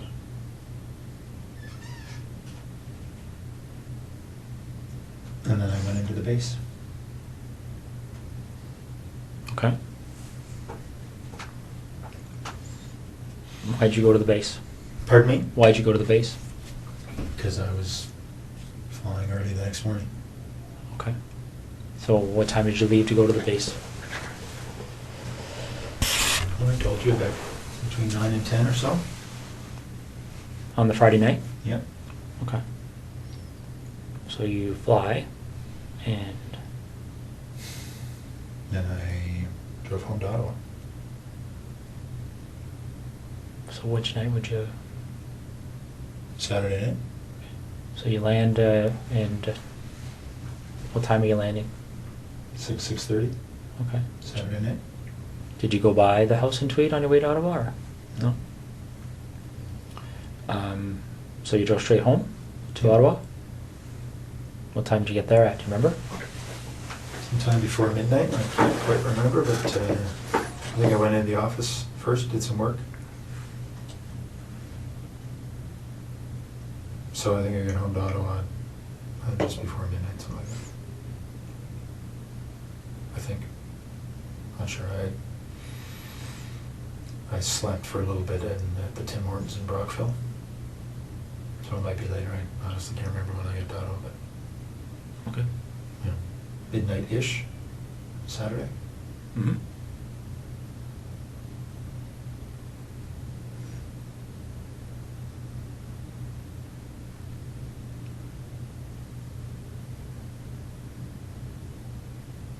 So you get home, you're in Ottawa, what do you do? Go to bed or Yeah. stay up? Okay. So then what do you do the next day? Well, my wife and I did some stuff. I can't remember what was going on that day. You know, putting together the new house. And I headed back to Tweed that night. Mm-hmm. Is that right? Sorry. No, I did. I had Monday off. That's right. I had Monday off, and then I was visiting one of the units in Ottawa on Tuesday. So I didn't head back to Tweed till Tuesday night. Okay.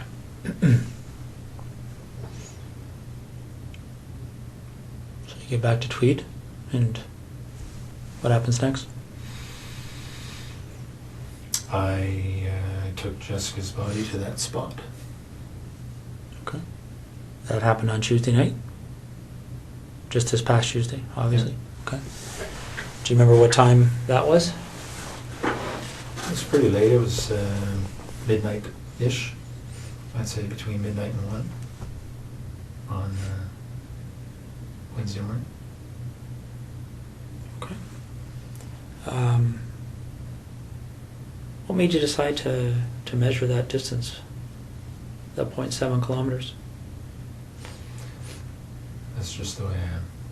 Numbers. Have to know the numbers. Okay. And how did you leave her? I just left her tucked behind a fairly large rock. Okay. Is that duct tape still on her? Mm-hmm. And what else is on her? A couple of towels wrapped around her head, and the top and pants. She was wearing jeans. Okay. Did you ever go back there? No. Right.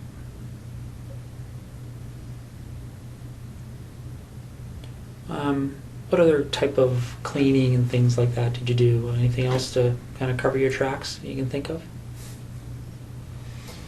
I vacuumed the house and I wiped the floor, washed the floor.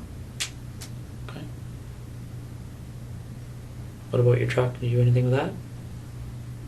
Just washed today because it was a mess, and vacuum. Okay.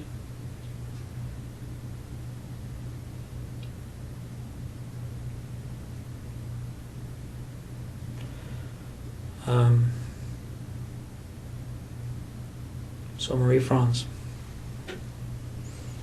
when did it first occur to you to go to her house?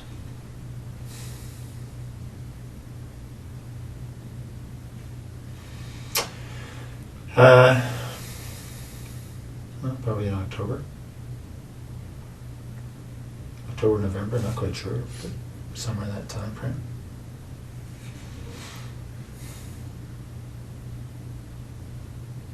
And do you remember why you thought to do that?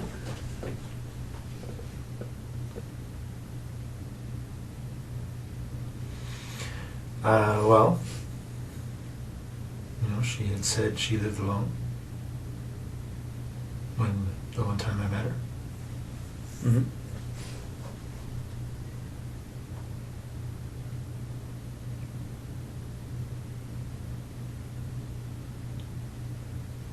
Yeah. Okay. Just trying to understand why her versus the dozens of other women you probably come across on a daily basis.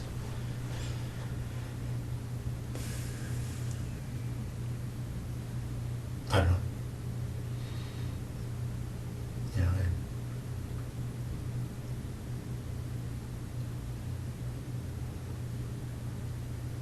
I went out there when she wasn't home just to see where she lived. And When did you do that? a couple of nights before. How did you know her address? There's a nominal roll for the base. Okay. So when you go out there a couple of nights before, do you remember what night that was? When you were there first time? I don't, but it was within 2 or 3 nights, I think. Okay. Probably, well, no more than 4 anyway, something like that. And did you actually go into her house on that occasion, or did you? Okay. So what happened that night? How'd you get into her house? This window in the side of the basement, side window. Just to back step a bit, how did you get to her house that first night you went there? I drove. What did you drive? I think I drove my truck. Pathfinder. Do you remember where you parked it? Yeah, I parked it. There's a bit of a division in the residential areas there. I parked it on another side, 600-700 meters away. Okay. So not on her street, on a different street? Do you remember what street you parked on? No, but it's actually might be the same street, but there's an interruption in the street where there's a construction zone. So there's a pathway in between. So I think it's probably the same street. Okay. So you go to her house, and when you went there that night, did you know that she was away? I'm not sure if I knew entirely, but I think I thought she was away. Okay. Is that based on her schedule, or how would you know that? Well, because I fly with the squadron, I have access to the schedule, and Okay. it's a slightly different schedule she has, but that's probably how I know. You don't know for sure? I think that's probably how I know. Okay. So you go to her house, Mhm. and what do you do that night, the first night? Well, I looked around and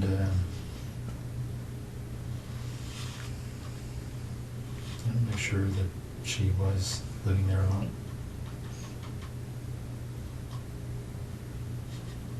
And I'm sorry, did you say, I can't remember if you said, how did you get in? Same way, about side basement window. Side basement window? Okay. Do you remember what kind of window it is? Like what made it, Well, I just noticed it was, noticed the flashlight, I could see that it was not locked, it had been opened slightly. So I removed the screen, slid it open, went in. okay. So you go in and you're in her house, figuring out she lives alone, and do you do anything that night? Yeah, I was playing with her underwear. What do you mean playing with her underwear?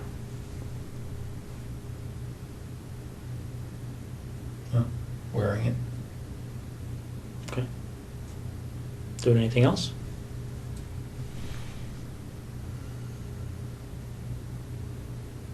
No, I didn't touch her stuff.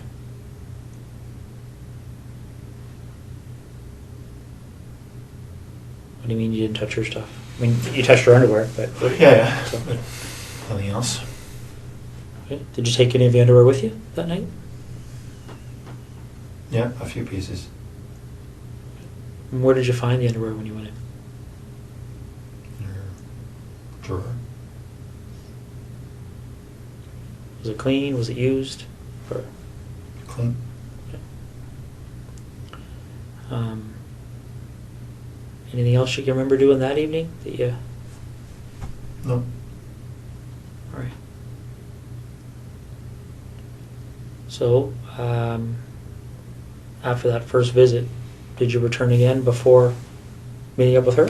No. Okay. So, which day did you go to her house when she was there? Well, the night before I went to Ottawa, so I think that was Monday night. All right. So let's walk through that. What time do you think you got there? About 11 or so, probably. 10:30, 11. Okay.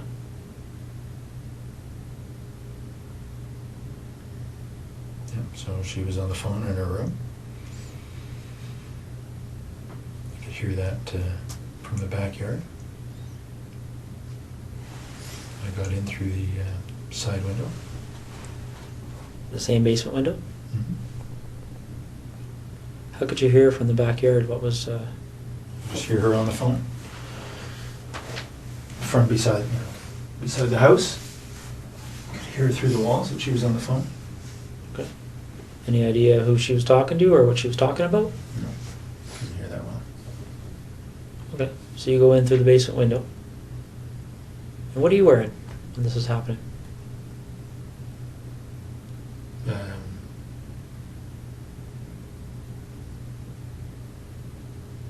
sweatshirt and Dockers, I guess.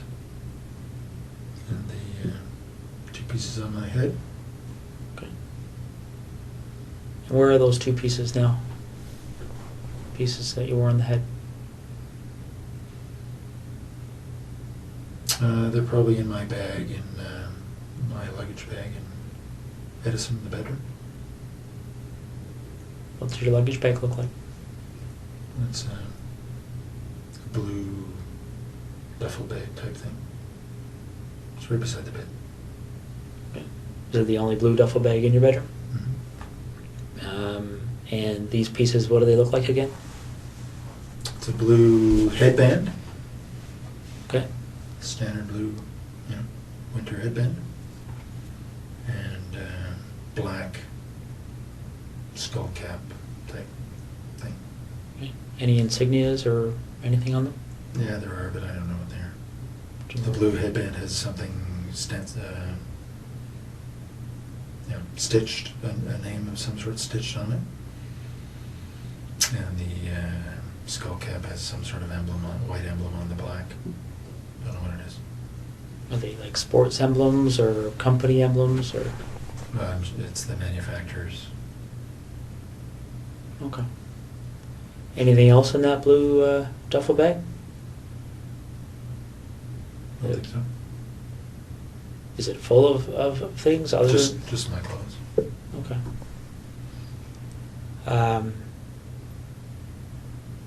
So you go in, do you remember what you had on your feet? In the house there? When you went to Marie France's house? Probably running shoes. There wasn't snow on the ground. So you go in and you're in the basement. And whereabouts in the basement are you? By the furnace. Okay. And what are you doing? What's your sort of plan at that point? I was waiting for her to go to bed. Okay. And how long did that take? Well, she didn't. Because then she came down looking for the cat. All right. And what happens next? Well, as I described, I subdued her. Gave her the flashlight. But essentially, wrestled her to the ground and tied her up.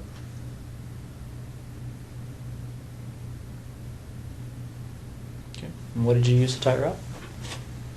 Same rope, green rope. It's in tweed. Is it just green or like how long is this piece of rope? It's probably 20 feet. It's a boat rope. It's got some red specks in it, I think. Okay. Is there lots of ropes in tweed, or is this probably the only rope? No, there are two lengths. 2 lengths of the same green rope? And were they both used? Well, I only ever had one with me, so I don't know if I used the same piece both times or not, but only 2 lengths of rope. Okay. So you tie her up. How did you tie her up after you subdued her? Okay. And what is she wearing at that point? She wasn't wearing anything to start with. So when she came down to the basement, she had no clothes on? Mm-hmm. She had some sort of a shawl over her shoulder.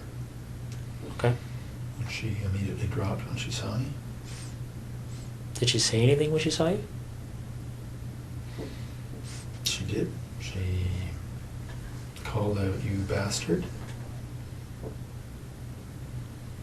Okay. And then what happened?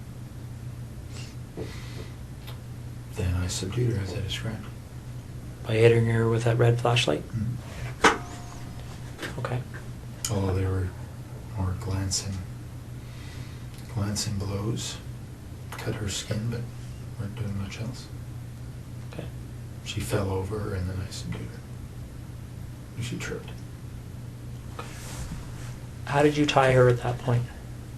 Like, I know you used the rope, but what did you tie her up like? Just told her to put her, I pulled her hands behind her back and just tied her wrists together. Okay. And then what happened after that? Then I took her upstairs.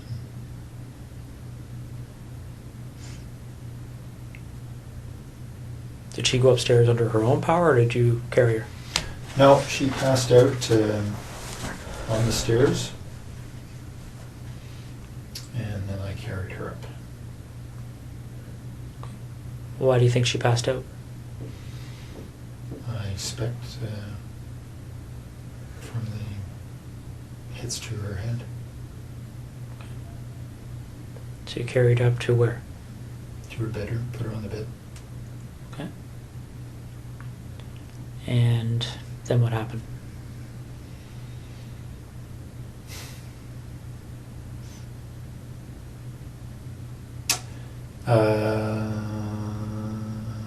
Well, as I described, I think she's on the bed. I raped her over a period of time. Okay. And again, just to be specific, what sex acts took place? Just vaginal.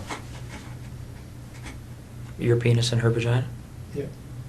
Any condom used? No. Did you ejaculate? No. Did you ejaculate at any point with her? No. Okay.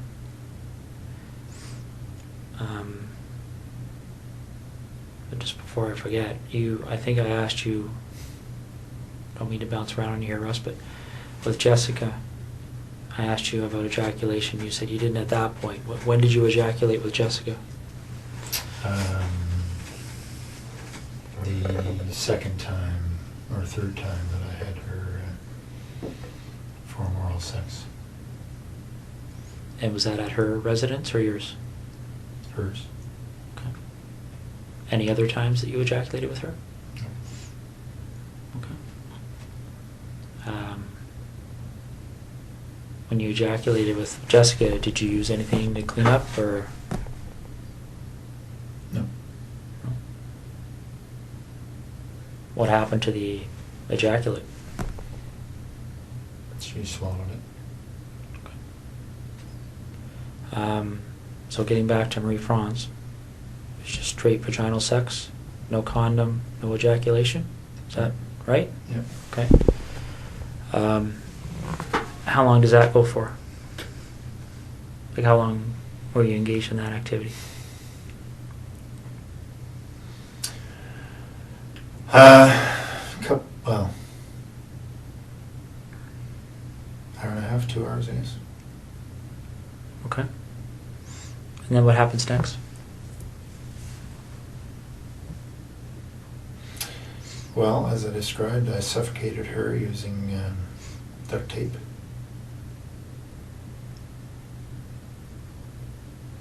Why did you decide to do that?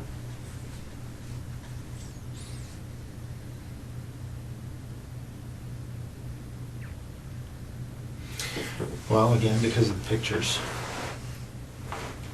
As I described to you, it would have. It was going to be a pretty straight line back to Tweed. Okay. But why did you decide to use that method versus something else?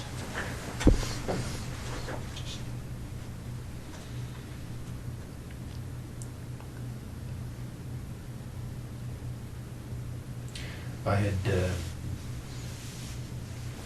thought about strangling her earlier.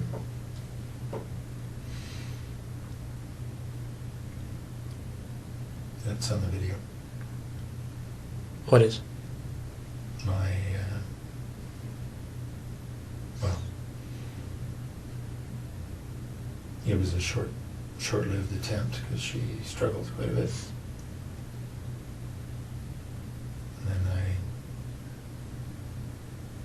decided that I needed to suffocate her.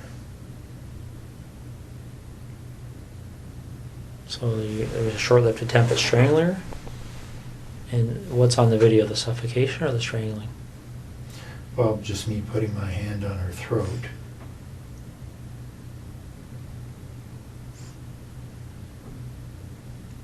And then her responding, you know, no surprise, very aggressively. Okay. Any videos of the suffocation part or pictures of that? Now, you mentioned that you brought the rope with you. Where did the duct tape come from? I brought it. Okay. And what did you do with it afterwards? I think it stayed in tweed. What color of duct tape are we talking about? I know it comes in a variety of colors, but Gray. gray.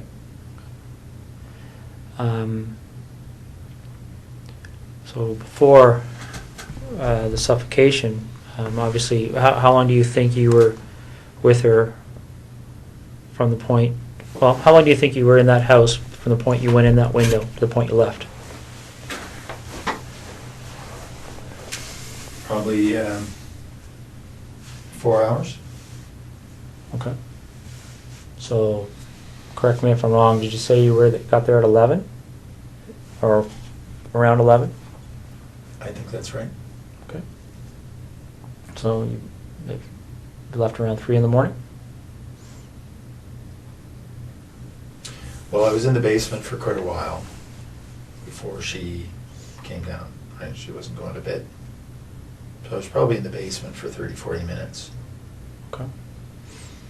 So by the time she saw me, it was probably closer to midnight. All right. But I didn't have a watch on, so I'm not sure. Any gloves?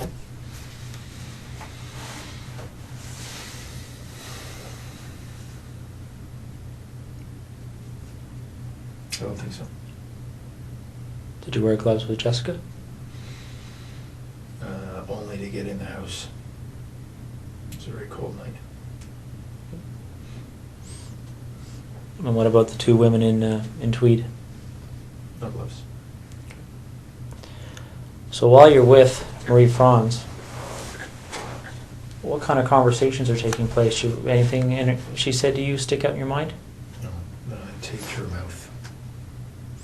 There's no conversation. Okay. When did you tape her mouth? As soon as I got her up to the bedroom. Why did you decide to do that? Because she was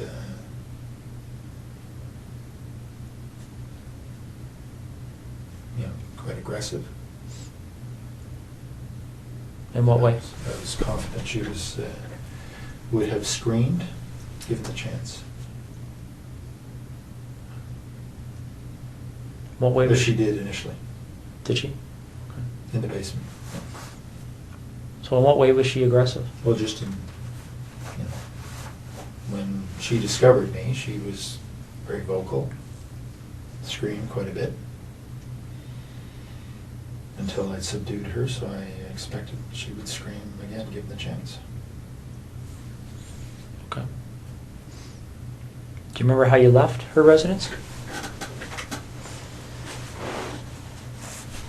Back door. Patio door. Okay. Did you take anything with you that night? Some of her underwear. Anything else? No. All right. Did you do anything else to try and cover your tracks with Marie Franz?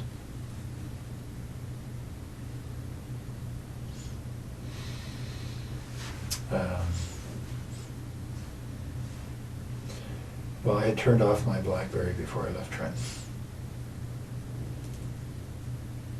Other than that, no. Do you remember trying to destroy any kind of evidence there, or anything that you thought may have produced evidence or anything? Oh, I took her sheets off the bed and ran them through the laundry. Okay. Like the laundry where? In her house. Okay.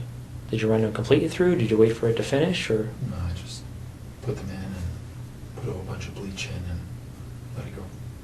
Okay. So the night you went to her house and got there at 11, you came from where? Like you said, you left Trenton. You Yeah. turned off your BlackBerry. You talking about the base, or are you talking about where did you leave to go to her house? Well, no, I just turned off my BlackBerry before I left the Trenton area.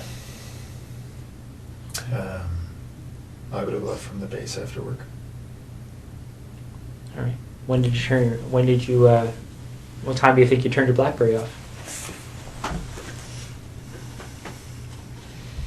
Well, it's only a half-hour drive to Brighton, so yeah, probably in the 9:30 range. Okay. Do you remember what time you would have turned it back on? And I was back on the 401 heading to Ottawa the next morning. What time would that have been? So 6 plus or minus 30 minutes. Okay. So you leave her house 3-ish. No, I think it was later than that. So the 4 hours obviously was. I think I went in about 11. Was in the basement for quite a while. Probably left her house closer to 4:30, somewhere there. Okay. And where do you go? I drove to Ottawa. Straight to Ottawa? Yeah. Did you go by your house in Tweed or anything, or did you just go straight? No. Remember what route you took?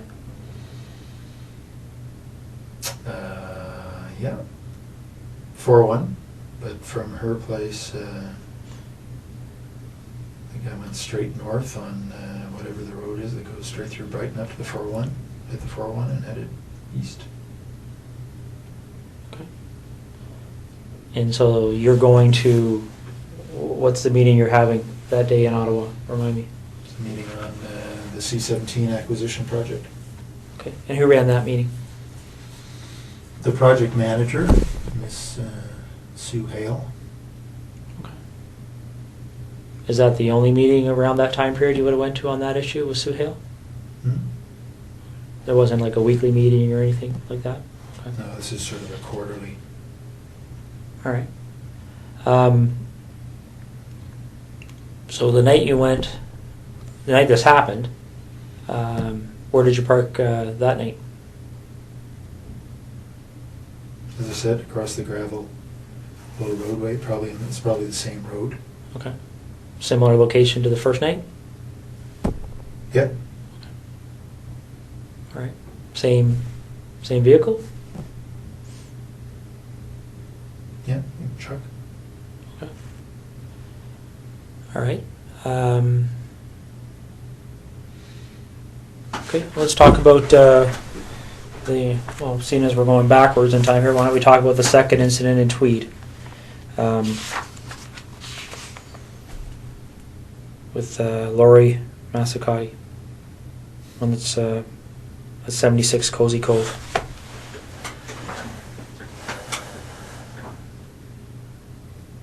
How did you decide on her? I knew she lived alone. That's it. And how did you know that?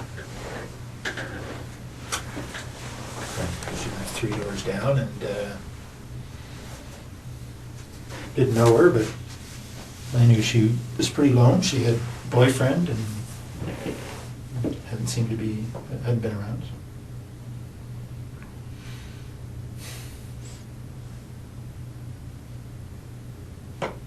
You know, looked in the window and she was alone. So she had a boyfriend, but he wasn't too frequent? Okay. Well, he was. She told me that they were fighting, so that's why he hadn't been there. Okay. So,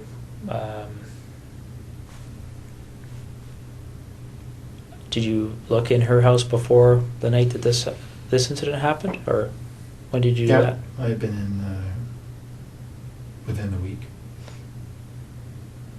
Probably a couple of nights earlier. What did you do that night? I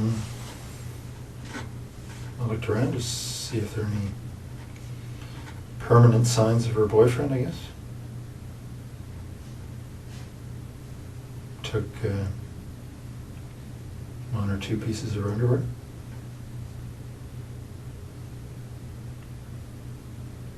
That's all. Okay. So the night you go there, when the incident happens, do you remember what time that was? It was pretty late. I probably got into the house around midnight. She was asleep on the couch. Well, I didn't know that, but I knew she was in there. And how'd you get in, sorry? Window in the back of the house. There's a little sunroom. Was it just something you had to slide, or how did you I had get to that? remove the screen and slide it up. Okay. So I got into the house and she was asleep in front of the TV.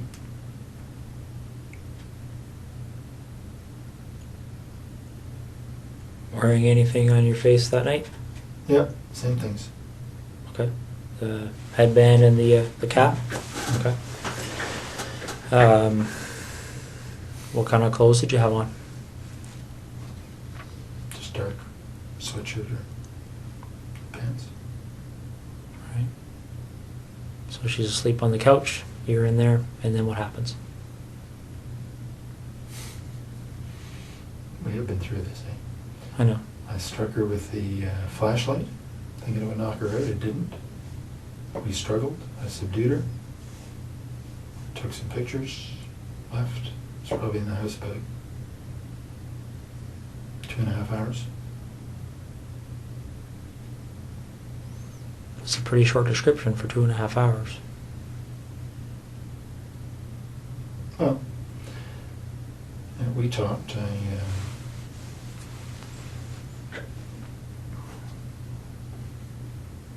told her I wasn't going to hurt her.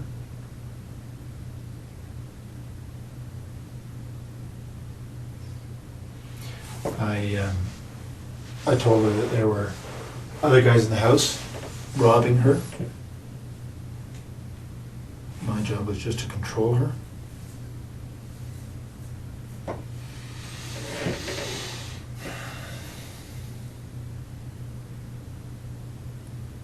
What did she say to that? She was scared. Worried she was going to be seriously hurt. Did she say that, or did you just assume that? No, she said that. She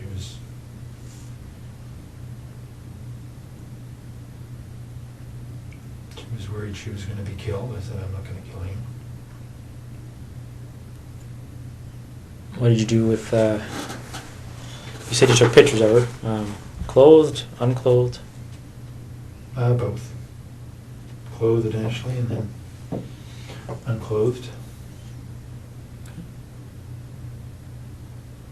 Are you in any of those pictures? I don't think so. You just took them of her? What kind of camera are you using, by the way? What, It's a digital Sony. you just have the one camera? Yeah. And the video camera. Also, they're two separate? Yeah. Some cameras take video, right? And where is that camera and the video camera? In Tweed. Is it the only camera and video camera in that house? Yep. Okay. All right. So you take pictures of her, and how do you end up leaving? Like you, I just told her to, I don't know, count or wait for a number of minutes before before she called the police. Okay. And did you leave immediately, or did you stay there for a while? Oh, no, I left. See what she was going to do, or? I left. Okay. And where do you go? Home. Straight home? Mhm. Okay. Did you wait to see if the police showed up or anything, or? No. Well, I mean, it's, So what did you do when you got a home? couple hundred feet. I went to sleep. Okay. And what did you do the next day? Went to work. Normal time. Okay. A couple hours later.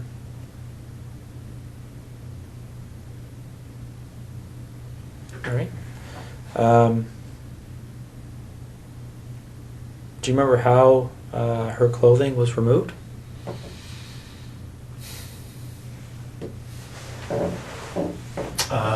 Well, because her hands were tied behind her back, I think I cut off her top and then pulled off her bottom.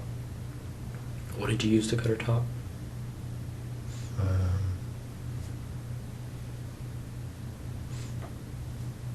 I can't remember if it was a knife or like a folding X-Acto knife or Leatherman or one of the two. Are these items that are in your house in Tweed? Yep. Okay. Was there ever any other time you used a knife to cut off clothing or anything else? Do you remember? I cut off Jessica's top with a knife, so her hands were tied behind her back. That's all. Okay. And where's that knife? Which knife did you use that time? That was a Leatherman. That was leather? Tweed. Is it the only Leatherman in Tweed? Mm-hmm. Okay. So on the 16th of September, when you went in that night, was that the first time you've been in her house? Yep. Okay. And why her? Just because I'd seen her and she was cute. That's it. Okay. So there was no, you didn't go into her house before that night? No. All right. So you go in, and how'd you get into her house? Side window. Was not locked. Cut the screen, slid the window, crawled in. Okay. And what you wearing? Same. Sweatshirt, dark pants. And the same hat and. Mm-hmm. Okay. And where do you find? In bed, asleep. Okay. And what do you do? Stood over her for a while and I hit her on the left side of her head just with my hand. Just woke her up. We struggled.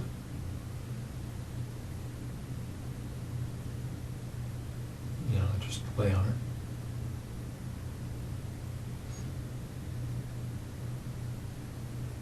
And very much like I described a little bit ago, took off her, pulled her top down, and took off her pants, took some pictures, left.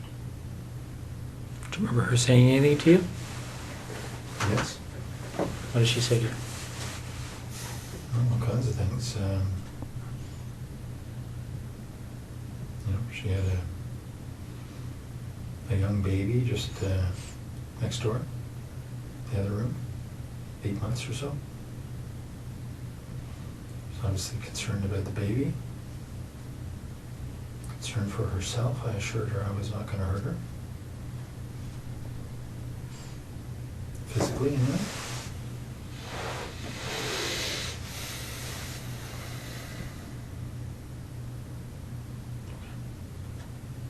Okay. Any underwear taken from or Lori? Yep, both. And where would they be located? In Tweed.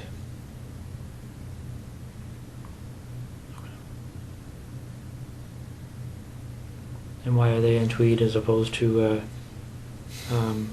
Marie Franz and Jessica's underwear?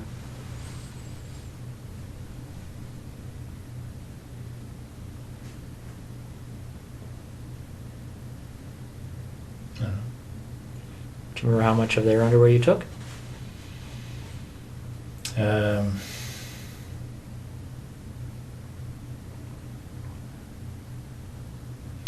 Not very much from Lori. Did they know that you took their underwear? I don't know. You didn't discuss it with them or anything?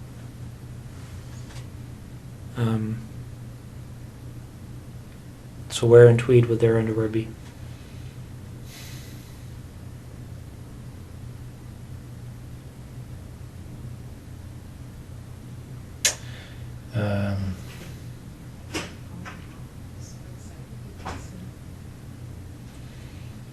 In the there's a laundry room area, Okay. just between the house and the garage. Right?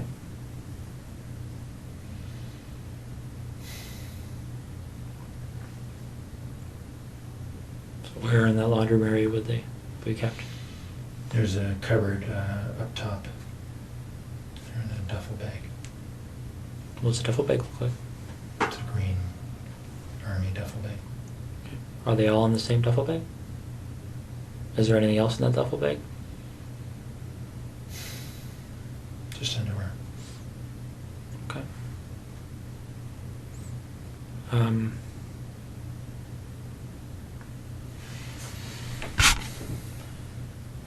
When these pictures are looked at, you talked about being in Marie Franz's underwear on the first night you went in. Did you take photographs of that? Yep. What about anybody else's underwear? Yep. Photos. Of you in their underwear? Mm-hmm. And where were those photos taken?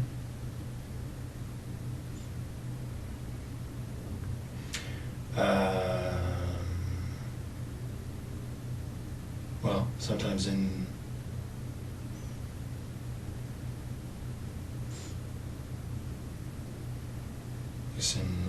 Marie France's case, in her house. The others in my house. In Tweed? Mm-hmm. So is this a matter you would take the underwear, go back, and then at some point put the underwear on and take pictures? What about Jessica's underwear?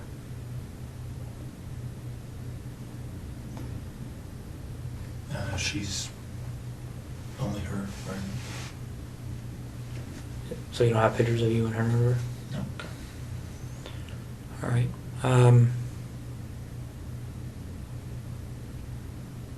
Okay. Well, I guess I just have a couple of questions for you. I mean, I'm sure there's going to be more questions, but I guess what's on my mind right now, Russ, is what made you decide to tell me this tonight?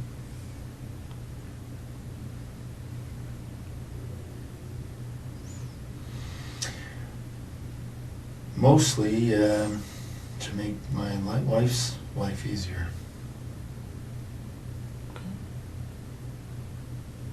Is what you've told me tonight the truth? Yeah. Okay.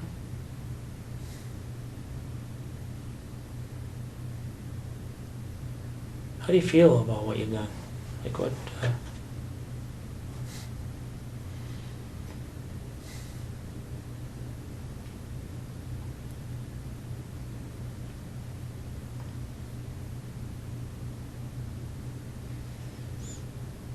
Disappointed.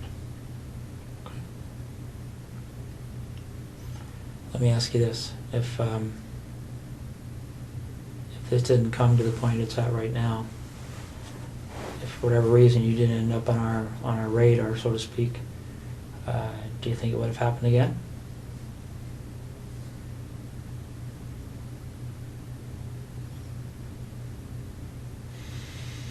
I was hoping not, but I can't answer the question.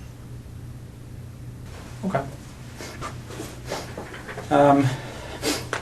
Not too much here, Russ. Just a few details that I wanted to cover off. Specifically dealing with Marie Franz. In the basement of her house, there's a hole in the drywall. Do you recall how that happened? Whereabouts? I don't know specifically, but it's downstairs. I don't remember that. No. Okay. Do you remember doing anything with her in the basement where you may have used some clothing or something to secure her?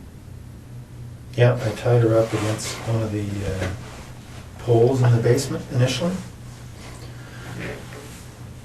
I went outside and put the screen back on and secured the window. Okay. While she was tied to the pole? Yep. And what was your thinking behind doing that at that point? Just to cover up how I'd come in. Okay. Now, by the time she's tied to that pole, is that in the very initial few minutes kind of thing of the confrontation, or? That was shortly after I'd subdued her and tied her up, yes. Okay. Does she have the duct tape on her mouth yet?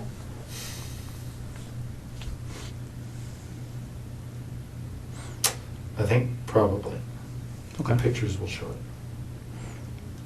All right. Now, in the upstairs bathroom by her bedroom, there's looks like something's occurred in there. Do you remember that? Yep. What happened there? She had passed out on the bed, and I had gone to look out the front window, see if anybody was coming. And she got up and closed the bedroom door and raced into the bathroom trying to get somebody's attention. But her mouth was taped and her hands were tied. Okay. What did you do as a result of that? Well, I just got in and subdued her again and got her back into the bedroom. Didn't do anything, just regained control of her. Okay. If I remember correctly, there's a bit of blood in there. Do you know where that blood would have, how that would have occurred? All the blood was from the initial hits as I was trying to subdue her. Okay. Her skin breaking with the blows to her head. Okay. Do you recall blood being in the bathroom? No, actually, I didn't have the light on in there, but it didn't surprise me. Okay. There's a pair of underwear and some socks on the floor of that bathroom that belonged to her. Do you remember how they got there? Do you remember seeing them? See them. Okay. What do you recall doing to her breasts? It's pretty clear that there was something happened to her breasts. Do you remember what that might have been? No, I certainly touched her breasts. I didn't do anything to hurt them. I remember that. No. Okay. All right. Well, Russell. Now, when I suffocated her, she was on her front, so may have been something there. But What do you mean? well, she was lying on the floor in the bedroom as I suffocated her, and obviously struggled. May have been in there that something happened, but I didn't do anything specific to her breasts. Okay. So when you suffocate her, that's when you had the duct tape over her mouth and nose? Mm-hmm. And that's on the floor? Yep. And then what happens after that? Well, she died, and I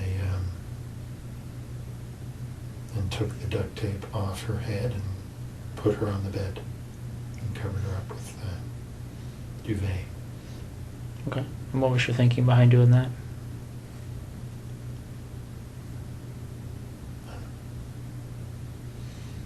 Nothing really.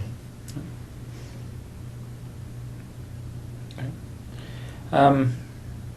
As you might expect here, Russ, certainly even now, one of the Ottawa investigators mentioned to me that there's a number of incidents that have gone unsolved over the years. Can I was going to get into that. Can I go to the washroom quickly? Yeah, I can get somebody to take you to the washroom. Okay.